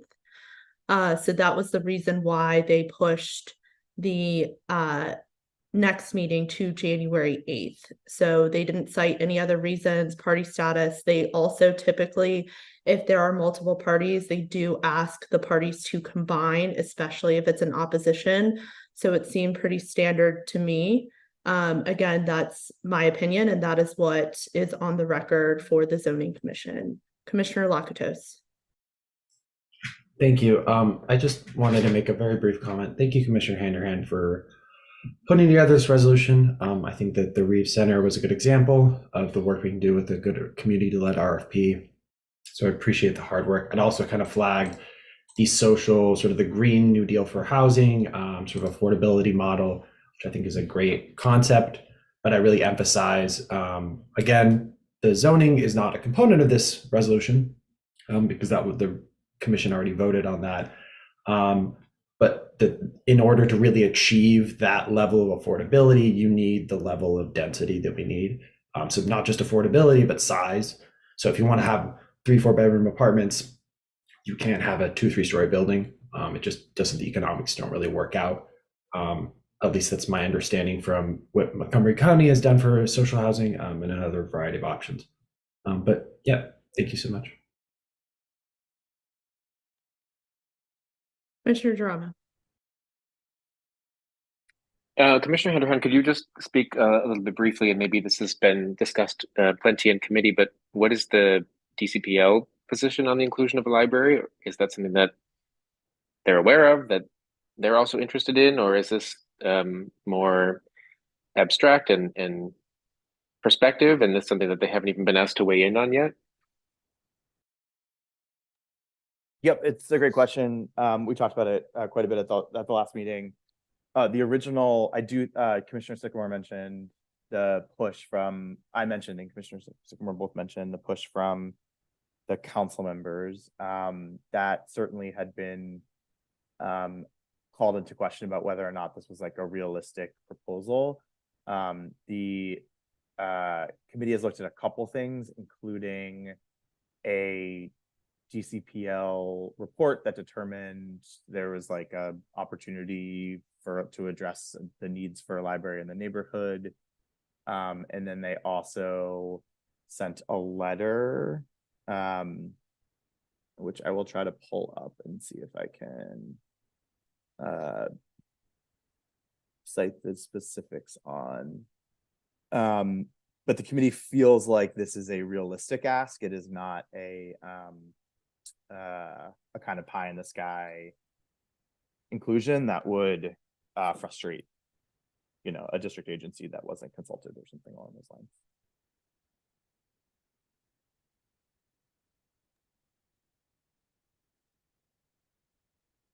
Commissioner Kinsick. Madam Chair, sorry, point of order. Okay. I believe that we limited comments to 1 comment per speaker per topic, with a 2-minute speech limit. My recollection, which could be mistaken, is that Commissioner Kinsick has spoken on this topic. Okay, point of order accepted. Okay. We do have, I thought I saw, did I see this correctly? Cedric, can you go ahead and take Frank off of mute? There are any other community comments or questions? I've been seeing them in the Q&A. Please continue adding them. Frank, I think you're good to go. You can go ahead and. I serve on the Economic Development Committee. However, wasn't able to fully participate in the last several meetings.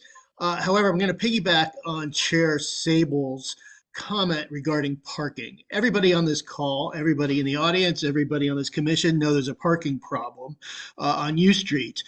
Even recently, the several businesses have on the record on the 1900 block of 9th Street noted there is no available parking for their patrons. No available parking. We have an arts district where we expect people to come from out of town, and in a utopian world, we love people to public transport. However, it's not feasible for the way most society acts at this time in our life. And so I'm just saying here that this commission, nor the leadership in the U Street corridor, has undertaken a review of parking needs in this corridor.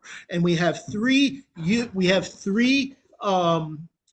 buildings coming online: 14th and U, 19 or 16, 17 U Street, and the HFA. And we haven't reviewed parking needs for all of our commercial needs for these new buildings. And it's important. And so this issue would come under the guise of perhaps this RFP and or in concert with the Transportation Committee. And so I don't know where to leave it. I'm just going to leave it. We have a big parking problem in this corridor that's not being addressed and needs to be. And so I'd ask for some kind of parking study to be undertaken somehow, some way, whether it's in this RFP, whether it's, in the 14th and U Street. But this RFP might be a good starting conversation. And I'll leave it at that. Thanks for your time.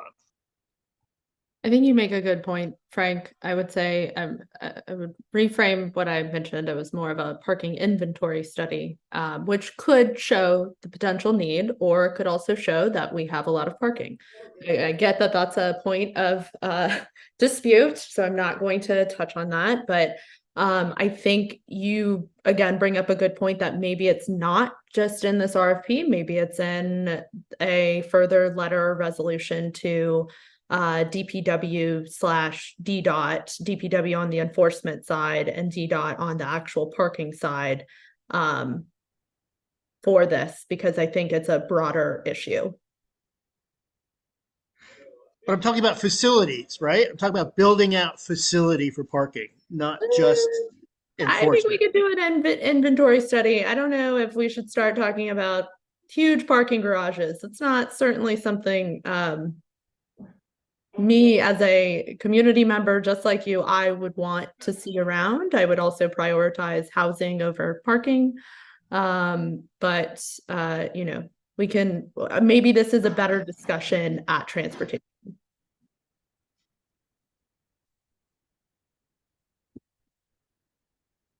Are there any further comments from other commissioners who have not spoken, or any community members?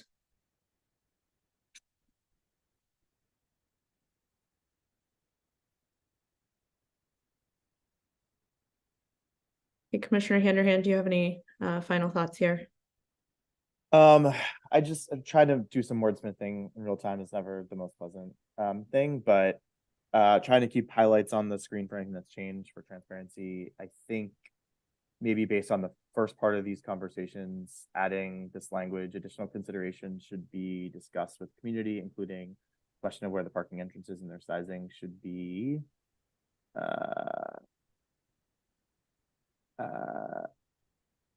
As well as studies on traffic, inventory, and patterns for parking demand on V Street. And we did have a community member comment saying that they're an urban planner and saying that a lot of these specifics like usually aren't addressed in an RFP. So I just thought I would put that out there. I don't know if that alleviates the real-time pressure of editing while we're all watching you. But yeah, I mean, I think wanted to echo that so that also that community member know that we did see that comment, but yeah. Totally. Yep. I mean, maybe this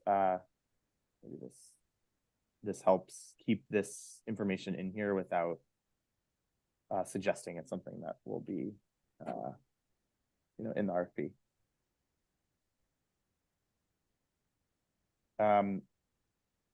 If folks are okay with this, then I think I could be ready to make a motion. Any comment? Okay. Yeah, go ahead. Okay, I'm gonna stop sharing. I would like to make a motion that the full ANC 1B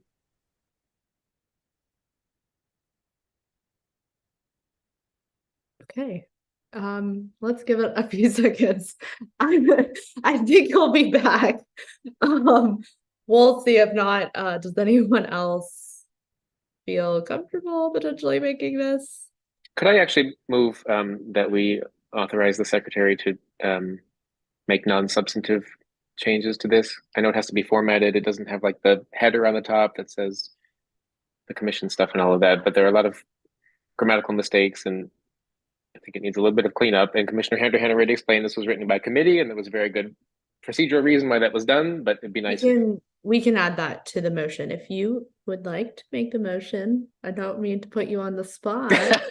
I move to adopt the draft resolution from Economic Development Committee regarding 1617 U Street, including authorizing the secretary to make non-substantive changes in his editorial discretion. Do we have a second? Second. Discussion? All those in favor? Opposed? Abstentions? Opposed. Motion passes. Thank you.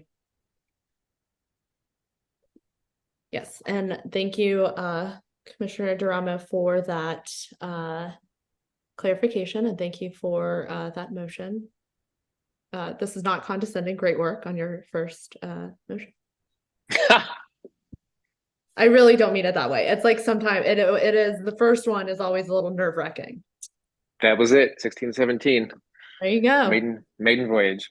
Yeah, exactly.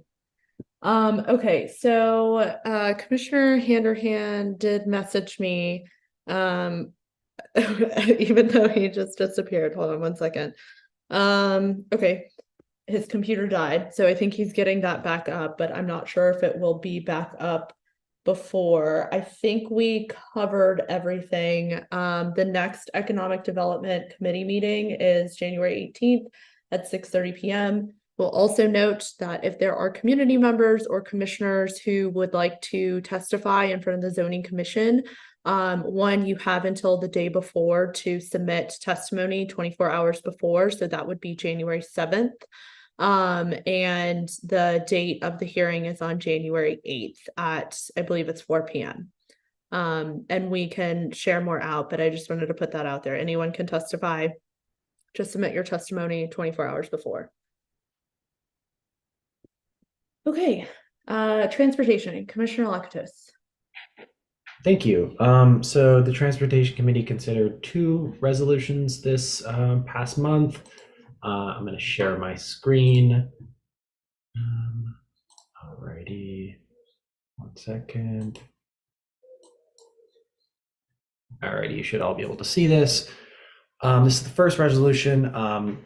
For those who are unfamiliar, DDOT is currently planning the Georgia Avenue Bus Priority Project from Berry Place to Eastern Avenue. This used to be an ANC 1B. It's now only a block away. But ANC 1B was one of the first ANCs to actually pass a resolution asking for this project. And now that it's kind of proceeded along, we were able to actually organize in our past term to get Ward 4 ANCs to also ask for the support so we could kind of move this project forward. And as a lot of the people, at least in my SMD, who ride the 70 and 79 buses, I thought it was an important thing for us to actually express our support for the project. That's the resolution kind of just notes that the conditions on Georgia Avenue, how it slows down buses, the high injury network aspects. It's a very dangerous corridor, and this project would actually include some safety mitigations, and just saying that ANC 1B supports DDOT's proposed concept. Does anyone have any questions?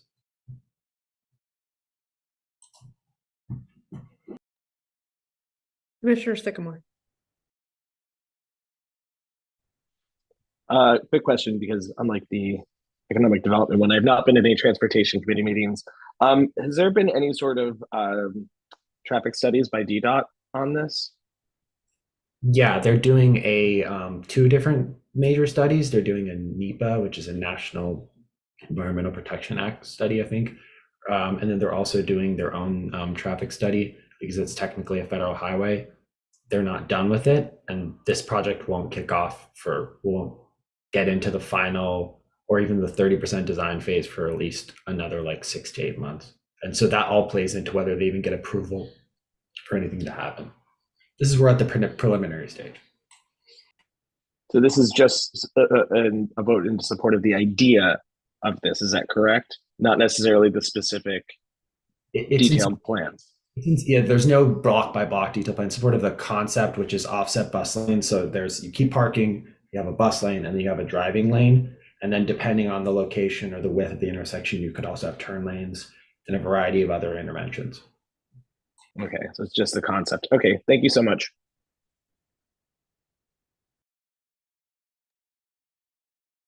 Are there any other questions? Okay, do we have a motion? I'd like to make a motion. I'd move that the full ANC adopt the resolution in support of the Georgia Avenue Bus Priority Project as presented. Do we have a second? Second.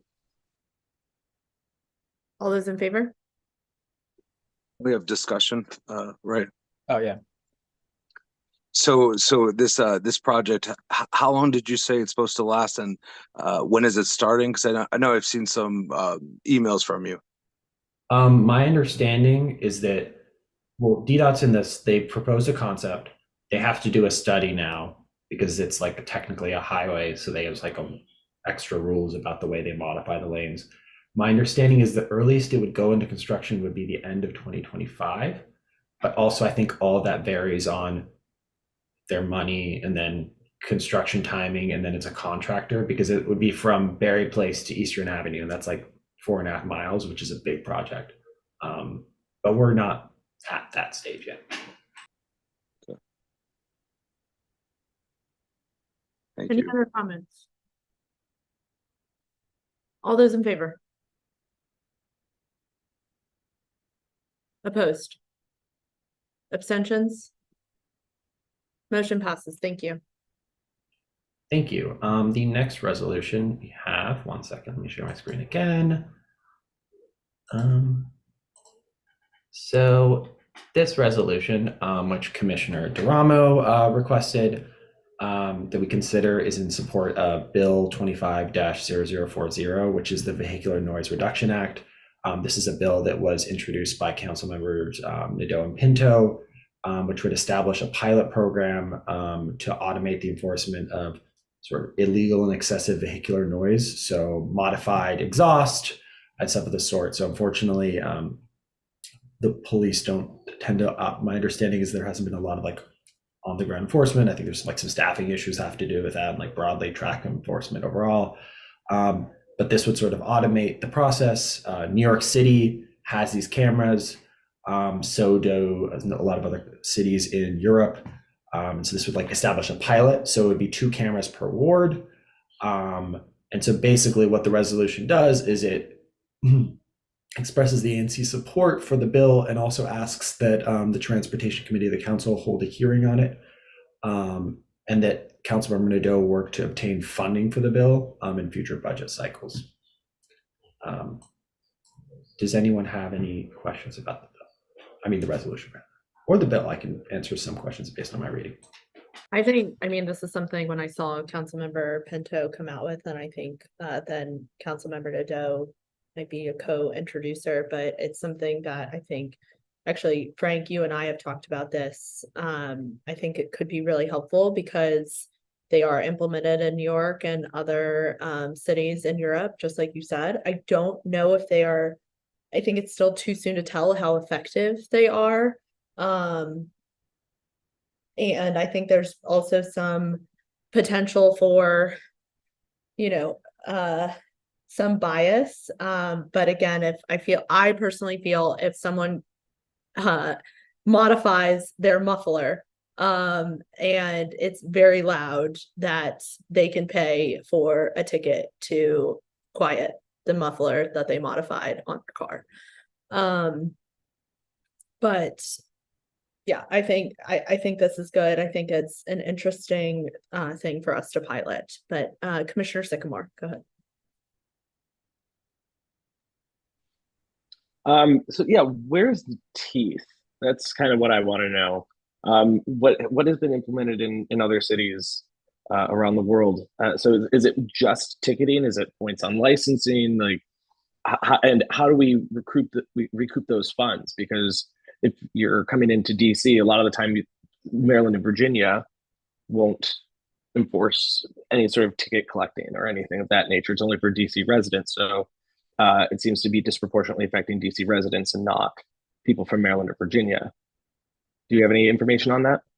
I mean, I think, well, the first part, there's some added components to the bill that before I get to the bucket question. One of the other things is it also offers a subsidy to allow people to sort of fix their vehicles, because there's also not always people who intentionally modify their exhaust. Sometimes they just have old vehicles. But to your question, Commissioner Sycamore, it's the teeth is the ticket, and that's really just the same problem that DC has with all of its automated traffic enforcement. There isn't really that big of a the bill doesn't really address that fix. It's something I think the council has been trying to address too. And then there's a question about reciprocity and all this other stuff. But I think that's sort of that's a bit of a bigger picture issue. I don't think it should inhibit us for trying at least to pilot it, which I think is the point of it, is like see how it works. Because if it doesn't work and all the tickets go to Maryland, Virginia drivers and no one pays, then we'll know that because it's a pilot. Yeah, I hope I can address a little bit of the question. So during the pilot, will there be any sort of actual tickets, or is it just to kind of see who's doing what and issue a ticket? It authorizes a fine. It does. Okay. Thank you. Commissioner Durham. Not to mention that the council is working separately on enforcement of fines for out-of-state tags, which we should also support. But I just wanted to thank Commissioner Lakatos for turning this around so quickly. He had a resolution on the agenda of his committee like 3 minutes after I asked about it, which was very impressive.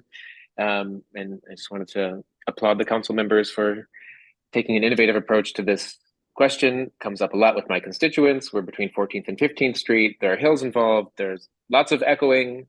And surprisingly, even in the alleyways in my district, there's a lot of revving and mufflers. And I was up at 6:08 this morning when I did not wish to be because of that. And it's a daily occurrence. Yeah, I think this is worth addressing, and also would associate myself with the generous spirit of this bill, as we've already brought up, offering to reimburse drivers for the repairs to their cars. I think that's in line with the best principles of the district. So I wholeheartedly recommend we approve this.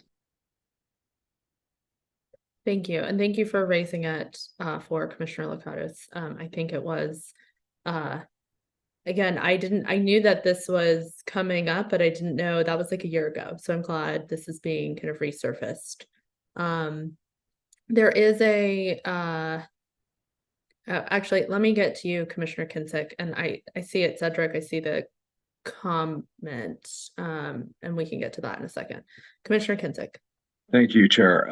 Yeah, is there a way, because I agree with Commissioner Duramo, it's getting ridiculous in this city throughout, whether it's night or day.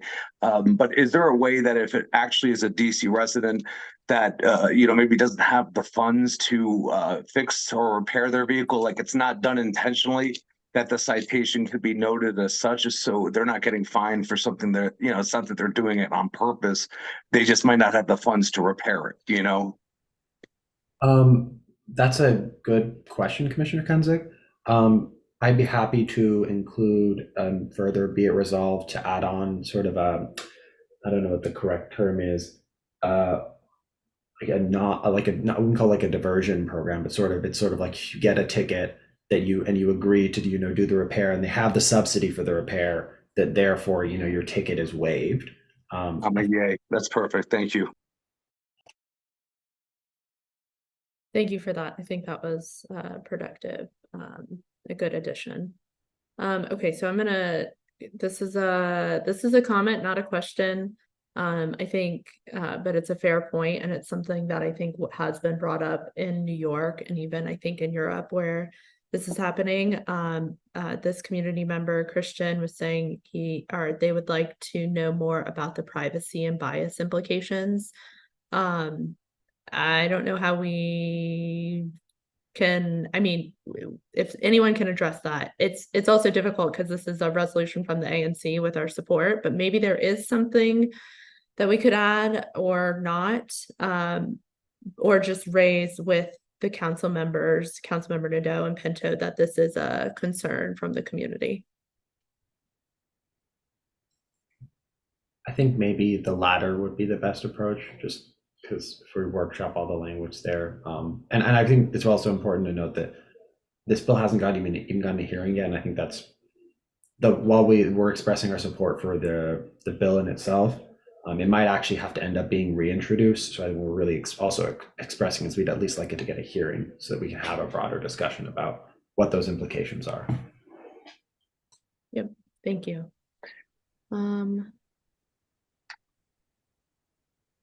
Okay, Frank had a comment in here about if the Transportation Committee members to consider testifying before the committee when it comes before the committee. I'm sure that committee members, if they are able to, will. I know that it is difficult for anyone to sign up to testify. We all don't have flexible schedules, but I'm sure some of us commissioners might even testify at living in a very kind of busy nightlife area to this, but I'm not going to say that committee members should. I think that's a suggestion. Okay, Commissioner Geromo. Or was that a like? No, it's not a holdover. Sorry. No, I was gonna move to amend the resolution, but maybe I would actually just ask Commissioner Lakatos's opinion first.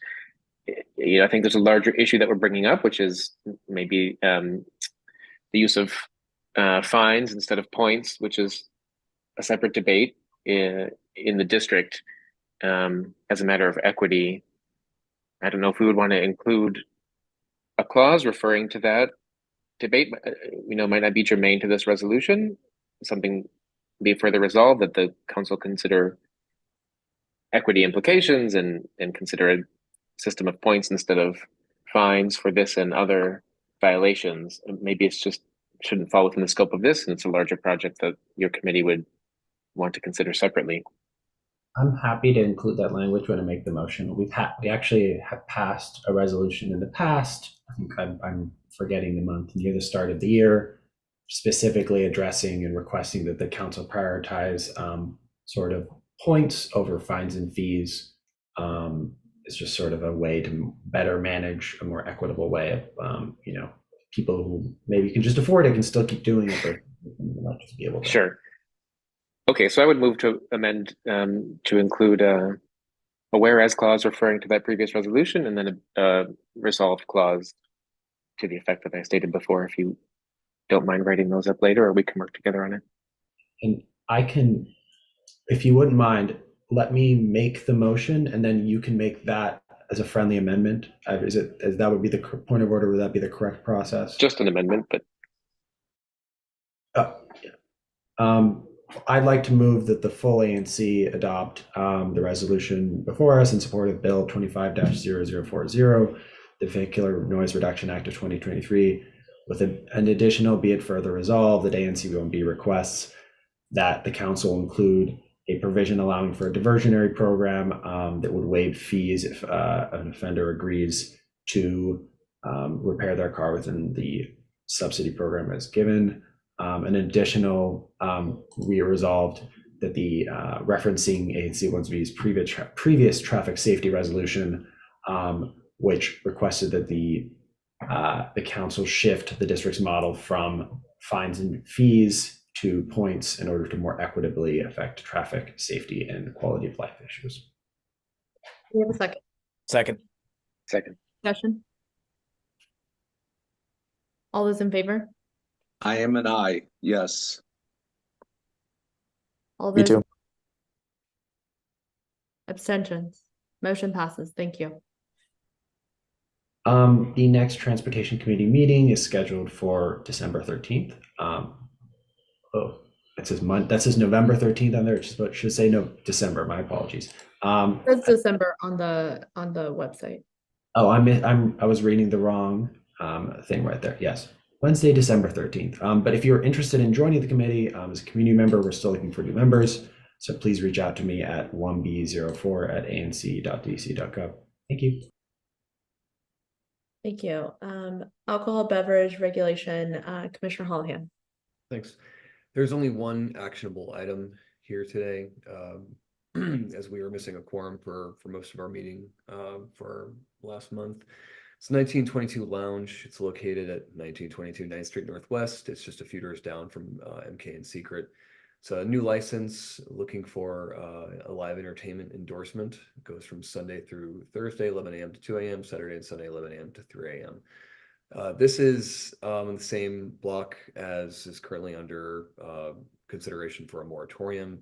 Just like last month, would appreciate the full commission voting along with the ABR committee in its recommendation to protest this, just so we can begin conversations to reach a settlement agreement.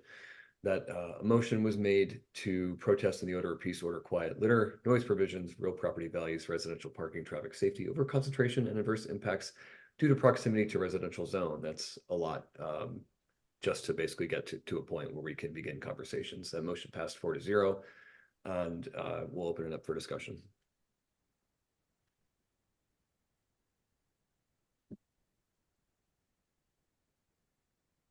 Commissioner Sycamore? Does the owner or the operator of this establishment, do they have any other businesses in the area or in the district? Yeah, this is someone who owns a few properties on 9th Street. They're currently the operator of, I think it's Mr. Good Bar. It's a weed store. And I think they also own another bar on 9th Street. I apologize. They're looking to renovate this place and turn it into a bar. He did attend the ABR committee meeting, and he was aware that we were seeking a settlement agreement with him. Okay, thank you. Commissioner Jones. Thank you. I have a comment and then a question, and I'll keep both to within my 2 minutes. I apologize for not consistently using the timer, but at least I'm consistently timing myself. The comment that I'd like to make first is that I will not be voting to support any protest on the grounds of real property values. I hesitate to use our ability to make someone's business life complicated in support of somebody else's financial assets, whether that would go up or down.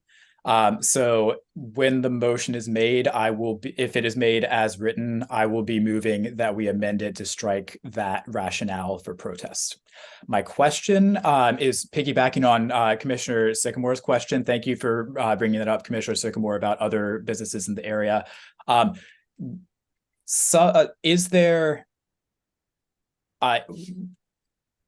Is there anything known about the neighborliness of this owner's other establishments in our area? Are they generally, have they already been good or bad or okay with room for improvement on noise provisions, peace, order, quiet, and other topics? They have been generally good neighbors. It took a long time to reach a settlement agreement for MK.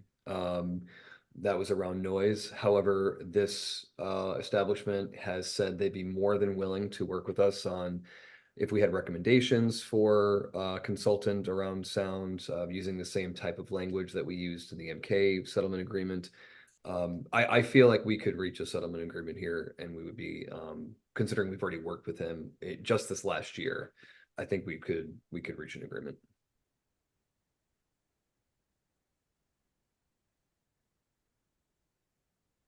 Are there any other questions? And just Commissioner Jones, I will strike property values from the motion. I think that is a really good point. Thank you for raising that, Commissioner Jones. Are there any other comments, questions? Okay, do we have a motion? Sure. Make a motion to protest 1922 Lounge on the order of peace, order, quiet, and noise provisions. We have a second. Second. Discussion. All those in favor? Aye. Opposed? Abstentions? Motion passes. Thank you. Great, thank you so much. That is it for me. And the next meeting, I don't have it pulled up right away. I believe it's December 19th at 7 o'clock. Okay, thank you. Thank you. Sorry, I lost my place. Administrative. Okay, I'm gonna turn this over to Commissioner Jones and potentially Commissioner Duramo to talk more about this. Thank you. I have one administrative item for this evening. It is our ANC 1B Commission meeting schedule for 2023. My recollection, and someone can correct me if it's incorrect, is that at our January meeting, we voted to set our meeting dates through December 2023, which means that our meeting dates in 2024 are not yet set. Additionally, seeing as tonight is the first night of Hanukkah and we are meeting, I will propose a set of meeting dates that I have looked for look to make sure that they no longer coincide with major religious holidays and major US holidays. So with the that would be what I'm proposing is as follows. It is basically first Thursday of each month, except for when that Thursday is a US holiday or major religious holiday, in which case it's the following Thursday. That would be Thursday, January 4th, to all of these dates, 2024. Thursday, January 4th, Thursday, February 1st, Thursday, March 7th, Thursday, April 4th, Thursday, May 2nd, Thursday, June 6th, Thursday, July 11th, because July 4th is Independence Day, Thursday, August 1st, Thursday, September 5th, Thursday, October 10th, because the previous week is Rosh Hashanah, Thursday, November 7th, Thursday, December 5th. Additionally, I would like to propose a Thursday, January 9th, 2025 meeting date because January 2nd, 2025 will still take place during Hanukkah. So let's not vote on that, please, for January 2025. Let's wait until we get closer to that date because there is the election. So I will make the motion as is, and if other commissioners would like to split the question or make amendments, they're quite welcome to. There's no motion, so we don't have to make any amendments. What I'm saying is that some of us will not be in office in January 2025. So I think what we have done in the past is that we've waited to set the meeting until closer to the following year.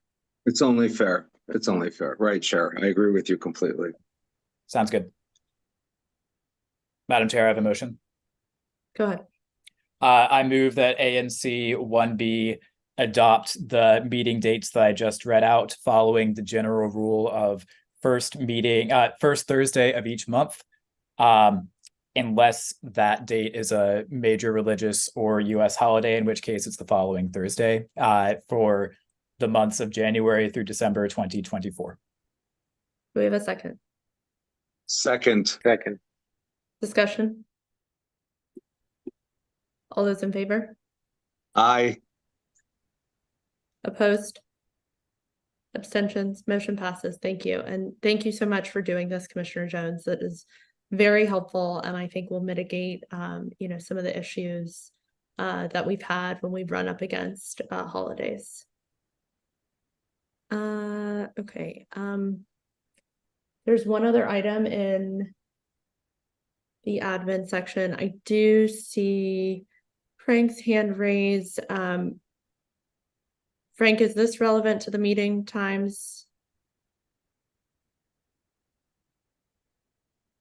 That was a holdover. No, I will bring up my other piece as you ask for community input on some other ideas. I guess there's another piece coming up. Sure. Yep. Okay, Commissioner Jones. Sorry, I went a little out of order on the agenda. I apologize for that, Madam Chair.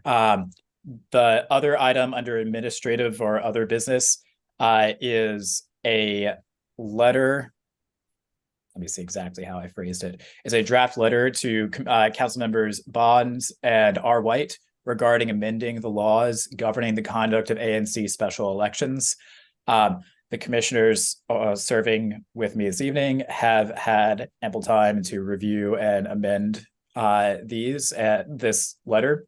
And the letter is also found in our agenda package.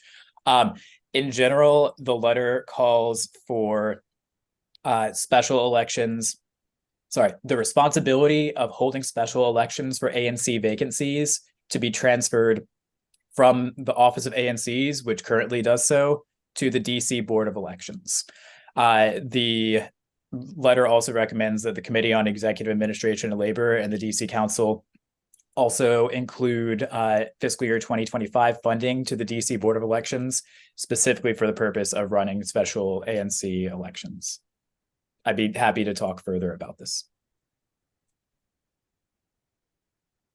I think we talked a little bit about it at the last meeting, but I think this is very helpful as we've experienced a special meeting for a special election, although we are very grateful and glad to have Commissioner Duramo here. It just was frustrating to see neighbors being turned away and not being able to exercise their right to vote because this again is handled by OANC and not a matter handled by Board of Elections, and Board of Elections are the experts on elections, and so they should be handling something like this. Are there any questions, comments, Commissioner Geramo? I don't know if you have anything to add here because you were a part of this, so would love to hear from you, but Commissioner Kinsick, go ahead. Yeah, I just want to say thank you, Secretary Jones. Great job on this. I really applaud you and I appreciate it. Thank you. Commissioner Geramo. Also wanted to thank Commissioner Jones. You could start, Mark. Thank you for taking a deep interest in the democratic health of the district. I know it's his professional engagement as well. This letter is thorough and important. I hope the council and the executive hear its call to honor the principles and frankly the law of the district as regards the conduct of elections. The letter responds to the special election in my district, the election in which I ran in October, and my feeling was that the manner in which the election was conducted was beneath the dignity of the District of Columbia. It was an election in which no public agency expends a single dollar to inform the voters of the time, the place, or even the fact that there was an election taking place is not a satisfactory election. An election in which candidates bear the entire burden of informing the voters of an election, which implies a private financial obligation on the candidates, is not a sufficient election.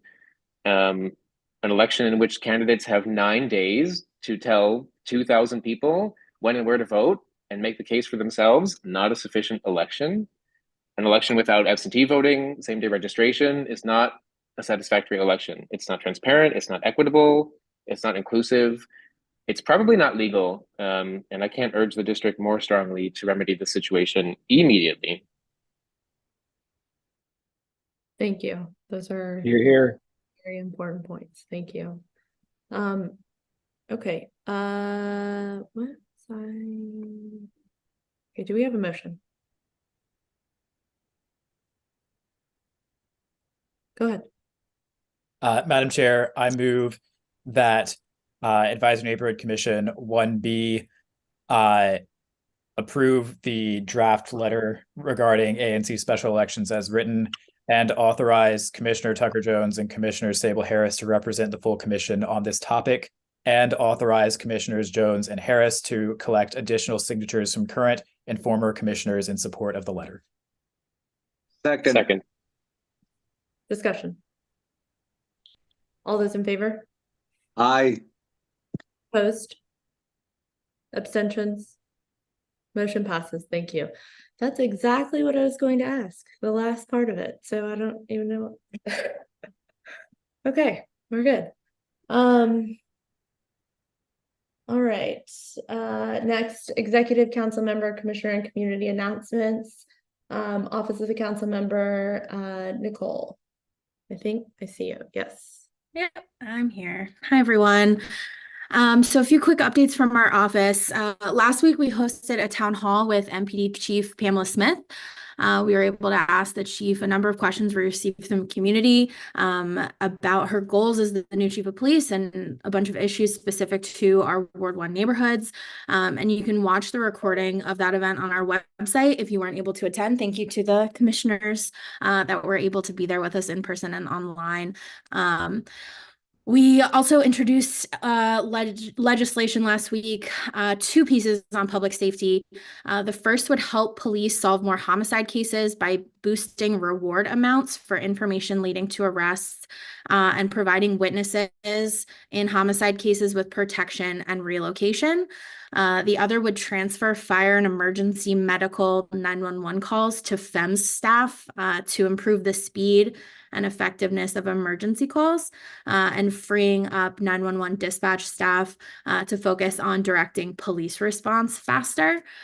In our committee, we held a hearing this week on the council members' legislation to require the district inspector general to hire outside independent counsel to investigate sexual harassment complaints against mayoral appointees. That would include deputy mayors, agency and sub-agency heads, and individuals appointed by the mayor to boards and commissions. So we look forward to continuing to advance this legislation through the legislative process. I just want to mention very quickly, there was a lot of discussion this evening about 1617 U Street. And I just wanted to note that we have an FAQ posted on our website. I can drop the link in the chat that answers a lot of the process questions around this project. There's a lot of moving parts. There's a lot of steps. And so I know you all have received questions from the community, so have we, and we've attempted to answer quite a few of those in the FAQ. So I can drop that in the chat and hopefully it's helpful for folks. And our two next upcoming community engagement events, we have a coffee walk in ANC 1E. That's going to be next Wednesday, December 13th. We're going to start off at 8 a.m. at Doubles on Georgia Ave. And then the next Brand on Your Block, which is an opportunity to meet one-on-one with the council member, is on Monday, December 18th from 6 to 8 p.m. And that's going to be at Tequila y Mezcal on 14th Street in Columbia Heights. So hope to see some folks there if you're available and like to meet with a council member. So happy to take any questions. It's just a few quick hits. I will say, just as a plug, that 1617, the FAQ is very helpful and very thorough. I know I heard from David Minnie that it was a collective office job. So really appreciate you all taking the time to do that. And if you can drop that in the chat, I think it's a very helpful resource. Whether you're opposed to it or not, it's very helpful to read it. Commissioner Lakatos. Yeah, thank you, Nicole. And I unfortunately wasn't able to make the event because I was on a flight, but I'm happy to hear that the council member held it. I was able to see the committee, the draft of the Act Now Act. I mentioned this in the last ANC meeting the council member attended, but I would really just emphasize, at least personally, my strong skepticism of the provisions that really reduce overall sort of police misconduct reform that came in place in the Comprehensive Policing and Justice Act, especially transparency, not just reducing public transparency, but those who are unaware, the bill would actually reduce access for the district's own agencies that investigate this kind of misconduct complaints. And I think the last thing we need is less trust between community and law enforcement. It's a little bit of just my own personal opinion, but I do feel really strongly about it, and I just wanted to express that. Thanks, Commissioner.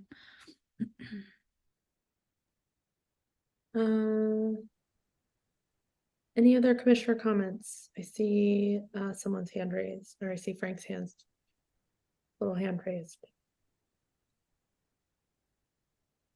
Okay. Yes, on the steps of Commissioner Lakatos, I would just like to convey the importance of the no drug zone to the community. All of my neighbors, hundreds of my neighbors, find this of import. We had the police had this tool back in 2014. And it went away, whether it was by accident. There's some discussion, why it went away. However, we need it again because and I know that this council's getting the response from constituencies all over the district in every single ward, how important this is to the bad drug dealing going on throughout this district, including around, Penn Quarter, but particularly important to my neighborhood, T and 7th Street. And we need this tool to get this cleaned up and to bring some safety measures back to the district. So I appreciate you continuing to convey this to the council member. Thank you. Yeah, I'm happy to share that back with the council member. That's one of the provisions that there's been a lot of discussion on. One of the council members, concerns with how it'll be implemented is certainly for folks who receive services in some of these areas, and how we're going to maintain connectivity between the drug treatment and other outreach services that they receive should that provision remain in the final package. Something we're working out and talking about as it moves through the process. So thanks for raising it. I'll share that with the council member, and the conversation will continue for sure.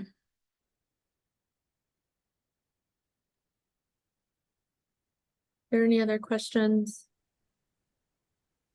Okay, thank you so much for joining us, Nicole. Thanks for having me. Appreciate it. Okay, we have Office of the Mayor, Gerard Allen. I am not seeing him in the attendees. Not seeing him in the panelist either. Okay, moving on. I'm sure if there are updates or questions for Gerard, we can, Cedric, if you can drop his information into the chat. I know we can reach out. I'm pretty sure he might be winding down his time as a moker, so we might have a new moker in 2024. But don't quote me on that. I'm fairly certain because it's been about 2 years. And I think he's mentioned something to me, unless I dreamed that. But okay, commissioner announcements. I just would like to say to Commissioner Fields and Duramo, I think that what we guys have done the last couple of weeks, the outcry of people, the community engagement, such positive calls, messages. It really, I mean, from even commissioners at 1C and 1A, and I just think that's really awesome. So earlier, Commissioner Fields had mentioned doing something, and I really think that's a great idea, and I'm like loving it. So thank you, everyone. I appreciate it.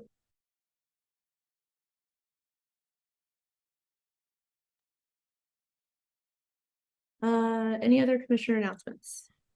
Yes, I have one. Go ahead. Just a quick update.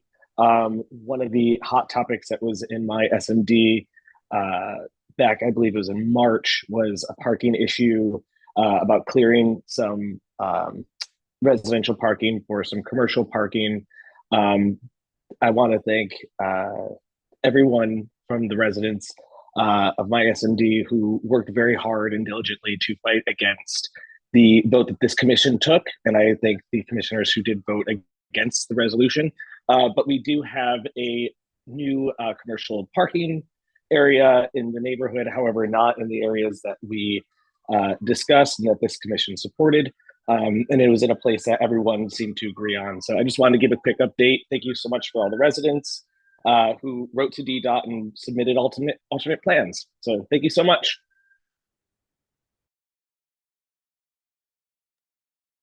Okay, Commissioner Lakatos. Out of curiosity, Commissioner Sycamore, could you share where that alternate area is that they selected? I'm just not familiar, so I'm curious.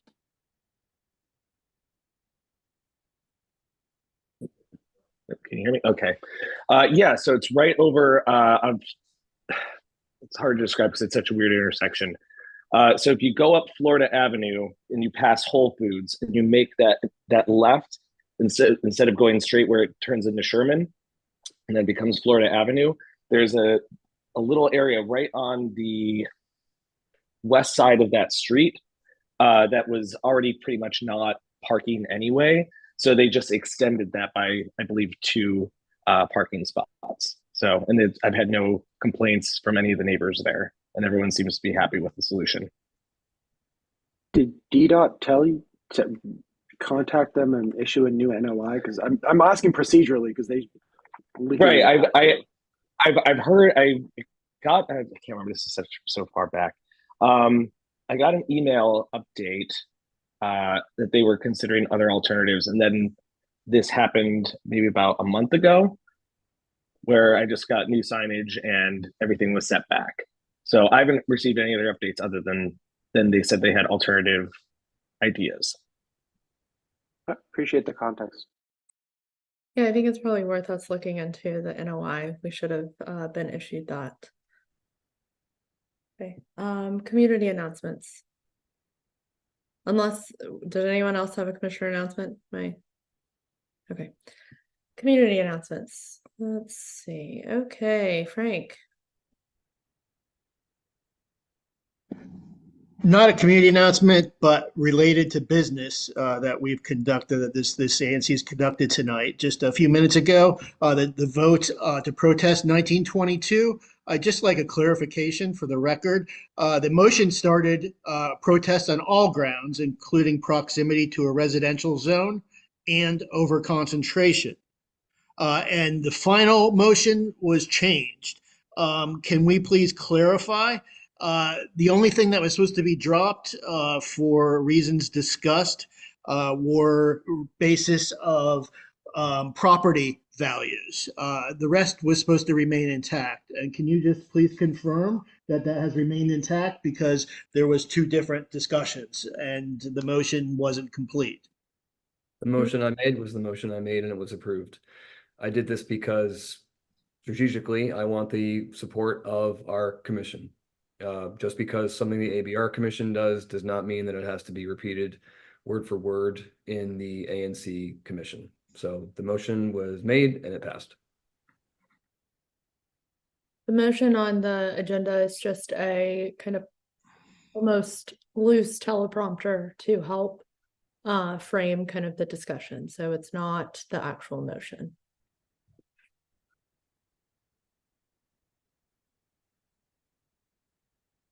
Was that it, Frank? I'm sorry. So the motion did not confirm or affirm the request, which was originally made, which Sean wanted to affirm the entire resolution proposed and recommended by the ANC committee, or the committee, the ABR committee. The ABR committee proposed a motion, a recommendation. And Sean said he hoped that the motion would be fully approved as supported by the ANC, the ABR committee. So Sean, are you just saying that you cut it further in order to get it approved? Because again, there was two different things said, and maybe again, I'm just being a little thick here. However, did you then reduce the other provisions in your final motion? I don't know if we need to roll the tape back, but I mean, we can. No, I mean, there's no debate. That's what happened. So, sorry, point of parliamentary inquiry. That means that it was protested on the grounds of peace, order, quiet, and litter, right? Noise. And noise. Noise was the thing that we talked about during the ANC, the ABR committee with the owner and their legal representative. This will be the basis of much of our discussion during the settlement agreement negotiations. And so that is what I chose to keep for the motion. It's also very common what we've protested as well too. So this isn't anything unusual. I appreciate the specifics, even though they are kind of broad, but I think it's important that we have that. But Frank, do you have any other questions? No, but it just goes to the commitment of the committee work done, which we've talked about before, the committee work where community members serve once a month and more to do work. And then at the last minute, things are changed. When historically, in my 4.5 years serving on this committee, there have not been such judicious changes to what the committee's done. So I'll leave it there, and welcome to, say what you need to say. I'm just asserting that it's not often that the ANC has reverted the positions. No one has reverted this. We voted in favor to protest. There was no reversion in this. The committee recommended that we protest, and we did. I think I'm not even gonna say it anymore. The ANC is the voting body here. I think we all appreciate the committee members' work, and we do take all of those things into consideration. We are also volunteers, and we are elected. Point of order. If you would like to see something different, there's an election that happens every 2 years. All right, let's move on. Are there any other community announcements? All right, new business. I know that there are a few items. I have 2 items, but Commissioner Jones. Wrong button. That was the timer. I think I'm gonna preempt one of your 2 items, Chair Harris. This You know would what one of yours is, but it's not my other 2. Oh, great. Well, we've got 3 items then. With the permission of the chair, I would like to one moment while I pull up everything. There is a matter related to row house renovation at 1310 Wallach Place Northwest, and how to navigate the public scaffolding, the scaffolding and public movement around the scaffolding. With the chair's permission, I would like to allow Ms. Tatiana Amundsen to speak for up to 5 minutes. 2 minutes. Up to 2 minutes. Yeah, and I think we do have some questions. I know commissioners have some questions on this, so let's do 2 minutes. If she needs to go over, totally fine. I think this should have gone through the Transportation Committee and Yes. DPD. I know it's very confusing. Yeah, It was partially my own oversight on this because this is my SMD, so I apologize, Ms. Edmondson. Again, that was my oversight, but 2 minutes, and then if you need more time, we can allow it. But let's shoot for 2. And Cedric, would you please make Ms. Amundsen a presenter or a panelist?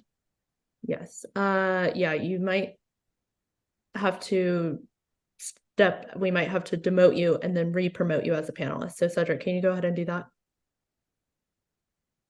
Sorry about that. Zoom doesn't make this easy for us. No, it doesn't.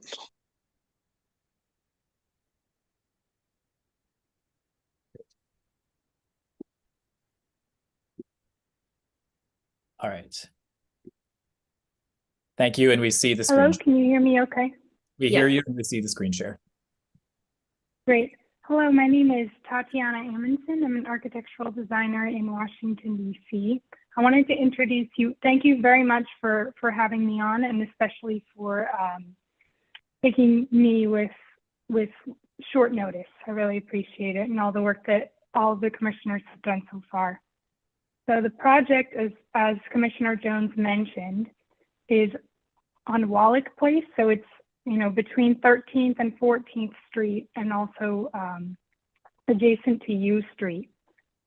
So we have a row house, and we're doing mostly interior renovations, with the exception of replacing windows. So the client currently has double hung windows with a square top, and she would like to replace them with arch-topped windows. In order to replace this and also to repoint the brick on the front of the house, we're going to need to install temporary scaffolding at the front of the row house. In discussion with DDOT, they have specified that in order to have safe pedestrian traffic along the front sidewalk, there must be 5 free feet of sidewalk for any pedestrian to be able to cross safely.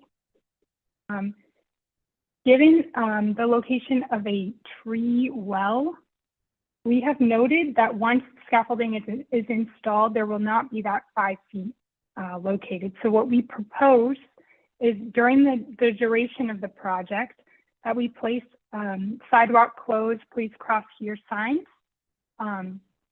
put cones up, and then also put sidewalk closed signs closer to the project itself. The scaffolding will take up the width of the property. So in discussion with DDOT, they're saying because the project is going to last 3 months and the scaffolding may have to be out for that long, that they would prefer us to do a temporary walkway in the street itself. So in order to do that, we will have to install water-filled barriers along the side of the street and put a temporary wooden built platform into the street. Madam Chair, may I please have a few more minutes? Sure, yeah. Thank you. So this walkway may seem like a great solution to a project maybe in another location. Given the one-way street of Wallach Place and the very limited parking, we're thinking that given the location of the window wells or of the tree wells, which are pretty large, like here and here, that temporary walkway would take up maybe even like 3 parking spots. And so what we propose is to put these signs and close the parking and close the sidewalk for the 3 months of the project in lieu of creating a temporary walkway and occupying those parking spaces. Thank you very much. Thank you. Let's go ahead and can we take this off the screen? I think we have a clear view. Sorry, yes. No, totally fine. It wasn't like it was up for ages. I just want to make sure I can see everybody. Commissioner Kensick. Yeah, I understand exactly what you're saying. That is a really tough location. The only thing I'd want the other commissioners to think about is I don't know that area if it has a certain amount of senior living or if it's in a proximity. And that's something that is obviously very important if there's just trying to get through the area, you know, and the mobility wise. Doing a ramp, you're absolutely right. It's a huge cost. You know, I know that again, doing tight scaffolding, you know, I know how the city makes money too in certain ways, but I do think we should keep in mind of what the area and the surrounding area, how it's going to impact that. And that's all. And maybe the person that just spoke has that information. It would be great. I do not have information regarding senior living. I do know that the sidewalk is in good shape and the sidewalk across the street is also in very good shape. And the sidewalk across the street is actually closer to U Street and where the metro lets out. I mean, you're not entirely wrong. However, it is like it's a there's an alleyway and like this is in my SMD, so happy to provide like context. Like yes, the metro's over there, but it's kind of there's like it's not like super right next door. Commissioner Lactose. Thank you, and thank you for your like brief presentation. I understand the parking concerns. I'm a bit just broadly on the safe accommodations note, like DC has a safe accommodations law allowing people with mobility challenges to still access the sidewalk. Generally not inclined to make very big exceptions to that, especially in a high pedestrian traffic area. If the commission does support this and we do go forward with it, I'd ask that maybe you also add no access, so like sidewalk closed, no through access signs, also by the alleys, so the alleys that are closer to 14th Street, because people do walk in those alleys. And so then those people might not be aware, and then you have the same sort of issue where they might be coming up and they make a right on Wallach Place, and then they'll end up not being able to actually traverse it. Thank you for that point. That sounds like an excellent. Oh, go ahead. Sorry, that sounds like an excellent idea, and we would be happy to include that in our proposal. So this is in my SMD. Have you talked with any of the neighbors? Are they in support of one proposal over another? I have not discussed this with the neighbors. Okay.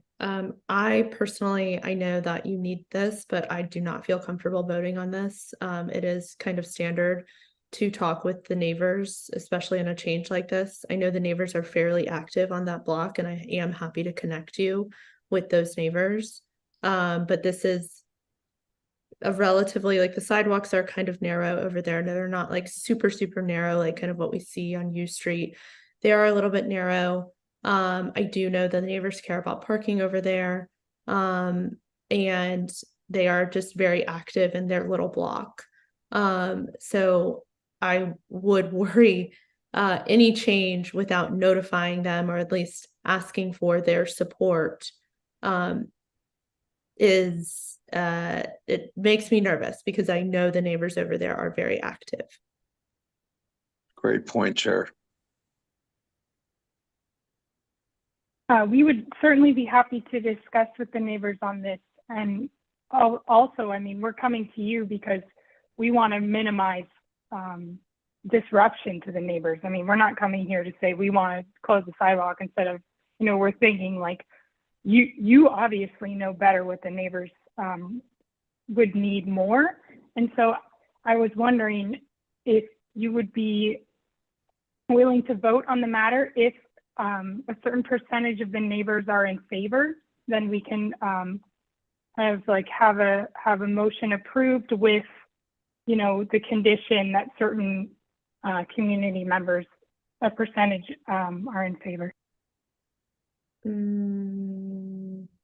That's a little backwards typically of what we do. We have had the developers or architects or whoever is you do need to reach out to the neighbors. It's not all up to the ANC. Can you give me a little bit more information? When do you need this by? The project is slated to start January 15th. When do you need approval And for like DDOT? so we need approval from DDOT, and we are working also on approval from the Department of Buildings. Okay. When do you need their approval by? We need their approval by the project start date, and once we submit, it's my understanding that they have 15 more days to review. So January 1st would be the date that we need to. You would need the ANC support by January 1st. That's correct. Okay. Commissioner Jones. I'd like to get the commission's sense of an idea. To recap, we have sort of two principles that we need to balance. One is making sure we're endorsing what we think will cause the least disruption to our neighbors. And on the other hand, making sure we do this in a timely manner so that we're not unnecessarily delaying people making changes to living space that they ought to be entitled to make. To that end, I would like to get the commission's sense of whether we would authorize Commissioner Sable Harris in her role as the elected representative from 1B08 to speak on behalf of the commission on this topic. That would be delegating the full power and the great weight of the ANC to Chair Harris on this one particular topic. I think that is one way that we can balance the need to get minimal disruption to our neighbors while also respecting the timeline that another one of our neighbors is desiring.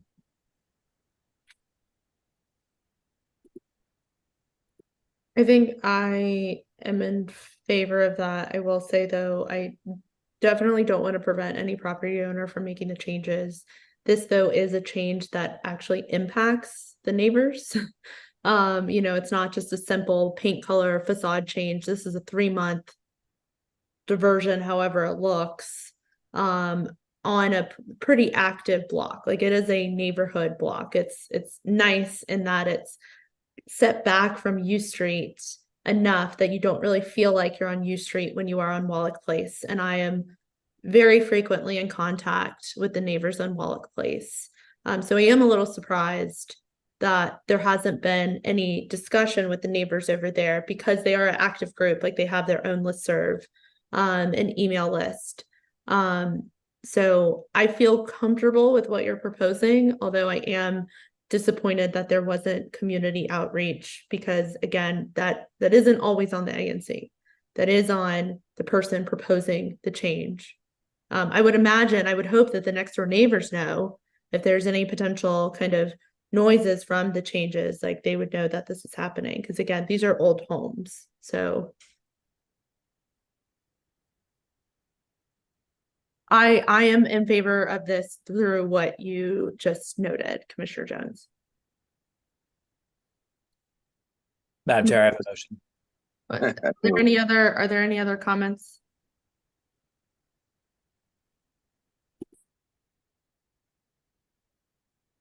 Commissioner Jones, Thank you, Madam Chair. I have a motion.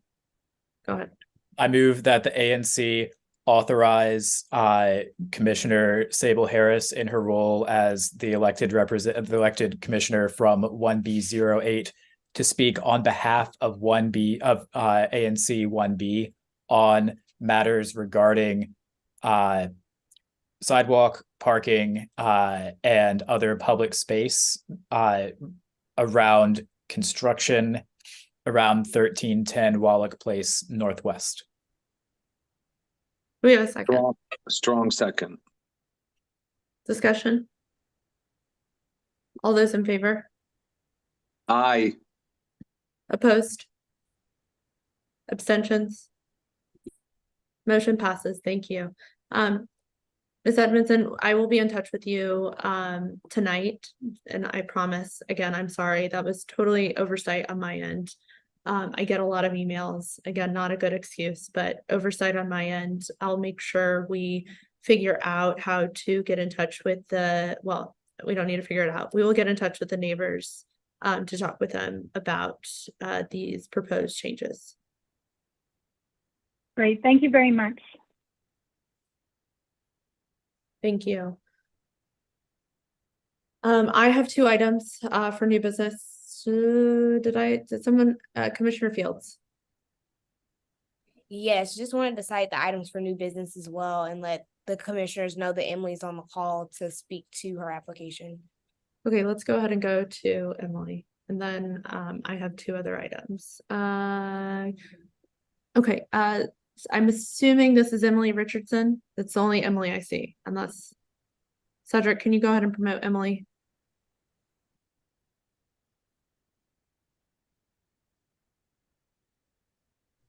Hi, can you hear me? Yeah. Hi, everyone. Thanks for having me. Yeah, I'm Emily with Common Good City Farm, and apologies for doing our application last minute. We hadn't paid attention to the meeting schedule, and I apologize for that. But we are having an event that the ANC has supported in the past for the neighborhood in partnership with the Kelly Miller Residence Council in LaDroit Park, where we're located. And we're looking for support for the event, which will be next Friday, the 15th, as a holiday fest. We're looking for support to cover the costs of the event, including, like the food that we will serve, the supplies needed to set up for that, music, and other things to make it a festive holiday event. We will be giving away items such as produce, toys, and coats, but I know I've learned that that's not what we can spend these funds on, but we would love the support to make the rest of the event a success. And I'm open to questions. Apologies that I'm not super well versed on the limitations of ANC sponsorships. Yeah, okay. We are also all not very well versed on it either. The new policy that was handed down to us from OANC. So if for some reason, this is just a note, for some reason we cannot sponsor this event, it's not because we don't support it. It's our hands are tied with the new kind of policies, but I think we'll try to do what we can and try to figure out what we can on this call now. So Commissioner Fields. Yes. So in the text, I mentioned there's a few items that would be approved under the OANC. So for example, maybe supplies that you're using to distribute the food, like, spoons and forks or plates or cups or, stuff that can be reused, or even seeds for the garden, or other things like that all the community can have access to. Just because coats and stuff, it'll just go to one child or one person and everybody won't have a chance to use it. So are there any funds at this time that you can specifically hit on that we can get into the language to make sure that it's approved by, it can be approved by OANC? Yeah, absolutely. Like the event will need the paper goods, like you mentioned. I don't know if like the prepared food that everyone can have at the event is allowed, but we will have costs related to that. We will have the supplies. We also, we do need the types of supplies you mentioned. So, serving platters, the things to keep food warm, all of those will be costs of the event. We will have I mean, we certainly do have seed and supply cost of things that allow us to make the garden space accessible, and costs that will happen this month as we prepare for starting having things in supply for our garden operations. So I guess I wasn't clear how much it needed to be tied to this event, or what other type of sponsorship of supplies was allowed, because we certainly do, all the things you mentioned are costs that we certainly have. Okay. Oh, well, I'll let the other commissioners go first. Commissioner, Commissioner Kinzick, I'm just gonna go to Commissioner Lactos to talk a little bit more about the finances, and then I'll go back to you if that's okay. Of course. Yeah, so I think Commissioner Fields covered a bit of that board. Just like broadly, my understanding is that we can spend it on sort of the event support aspects. So that could be, I mean, Commissioner Fields mentioned sort of stuff like plates and stuff like that, but also tables or sort of like, I don't know, it's not called like a canopy, but those little things that people have sometimes at events. What I would suggest as like a commission, the direction that we take now that we have some more specifics from Emily, and Commissioner Fields, I'd also defer to your opinion here, is that we sort of do a similar-ish version to what Commissioner Jones is, but we specify his original, not motion that wasn't made, about, these being the sponsorship only being spent on, expenses related to the operation of the event, not food or entertainment. And then before we make any sort of expenditure, we get some sort of details with Emily, and then we confer with OANC before we actually make any sort of actual payment. And so we can include language in the motion that would sort of caveat that. It's a little bit complex, but so are these guidelines. So I'm just trying to work out a way. If I can share, we do specifically need additional tables, since you said tables. And we are also hoping, because it gets dark early in the winter, we are hoping to get additional like string lights and solar lights that can be used to make it a welcoming and safe space. I think that probably would be allowed. And I only say probably because we have to ask, and that's and Commissioner Chair mentioned this earlier, which is just these guidelines were sprung upon us, so we're now operating in a bit of a gray zone. Yeah, just following up, I agree. I think that it would be good to do a motion to approve items that are permissible by OANC under the review of OANC and Commissioner Lakatos, and tables and lights would definitely be that. And if you could get now some projected costs for the tables that you like to acquire and the solar lights, that would be great, so we can have that to submit maybe on Monday to Denise and just get that approval in writing so we can get the check cut before the December 15th event. But I'm in favor of that. Absolutely. I could pull those numbers tomorrow or Monday. All right, do we have a motion? Madam Chair, I have a motion. Go ahead.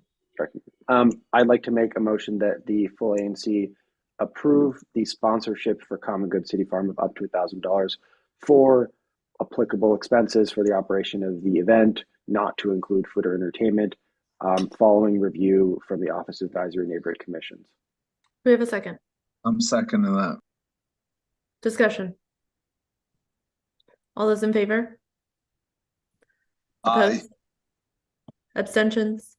Motion passes. Thank you. Thank you so much, Emily, for providing more context for us. Really appreciate your time and hopping on here. So hopefully Thank you all.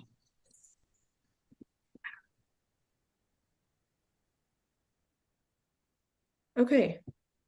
Other new business. So this came in today, so this is why this is not on the agenda, but we have a settlement agreement that has been agreed upon by an establishment called Voodoo, also agreed upon the group of, I think it's actually 20 people who were protesting this.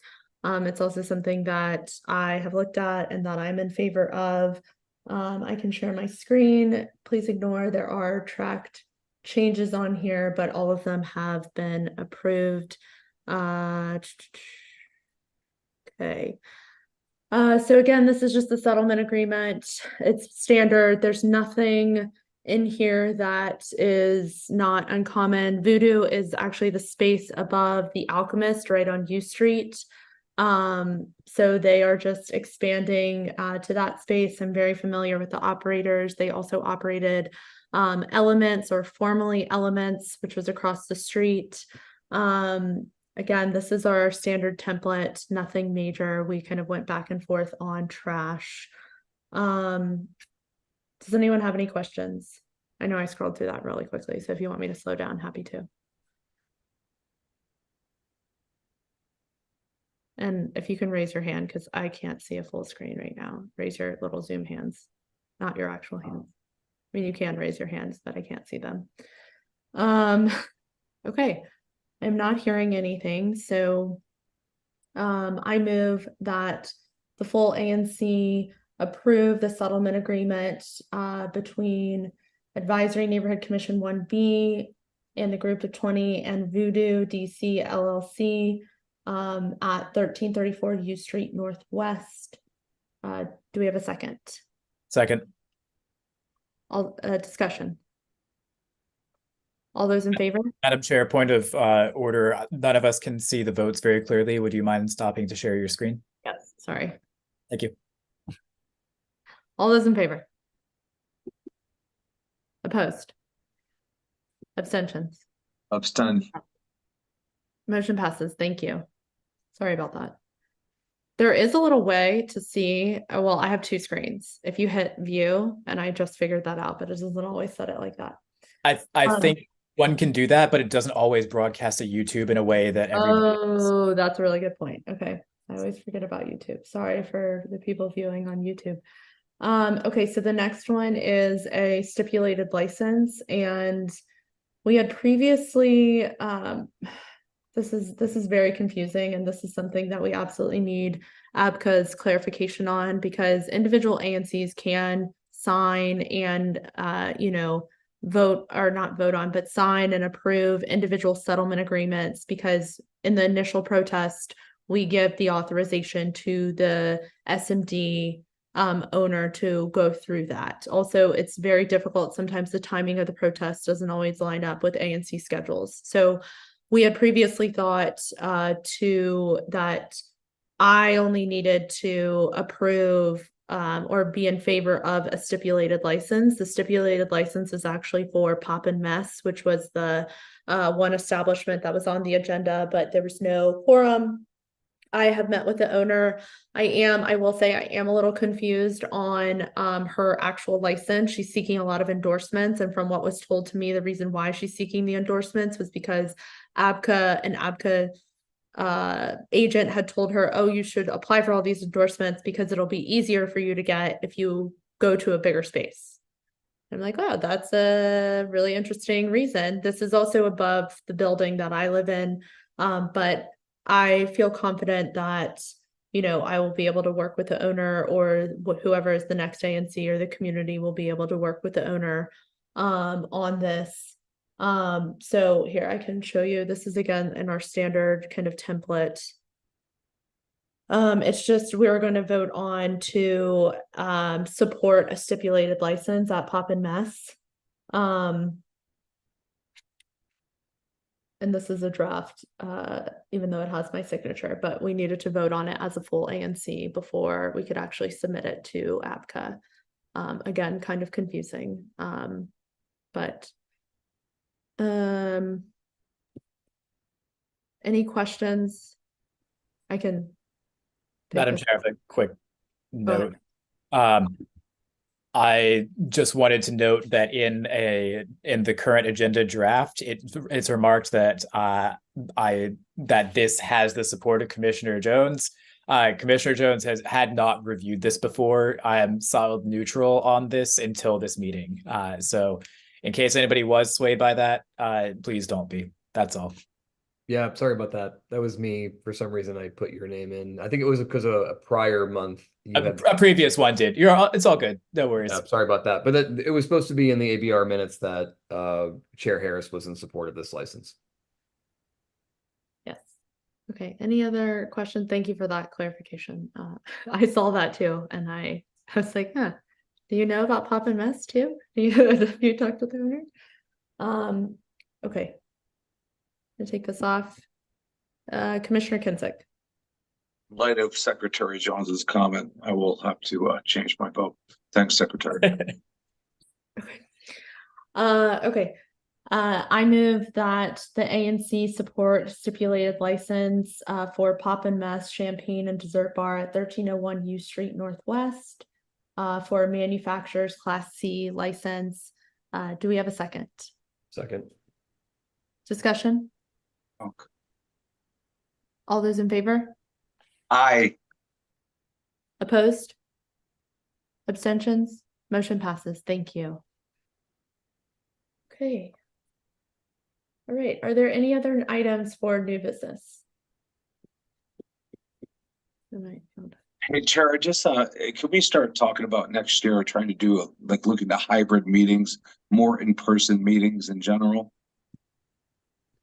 We can absolutely maybe talk about maybe next month a schedule for the hybrid meetings. I think that's a great point. You know, I think with OANC's new equipment, it made it pretty easy. I mean, it was a long setup. Like it took Director Bays a pretty long time to set everything up, but it was pretty great. We all had mics. You know, I think the meeting went pretty smoothly. So yes, like I'm in favor of hybrid meetings. I do want to be conscious of making sure that we do have a space that accommodates the hybrid aspect, because I think we are all hearing news that COVID cases are going up. So I think we just want to make sure we do have the virtual option. But yes, that is something I think it might be better suited to talk about in January, and we set that schedule. Thank you. Commissioner Jones. I'm holding my comments until January. Thank you. Okay. Commissioner Durama. I just want to associate myself with the urge for hybrid meetings because you guys are nicer in 3 dimensions than 2. Well, thank you. Are there any further comments or items for discussion? Well, with that, I wish everyone happy holidays, happy Hanukkah, safe travels if you're going anywhere. And I will see you all in 2024. Whoa. I adjourn this meeting at 9:29 p.m. Thank you. Cheers.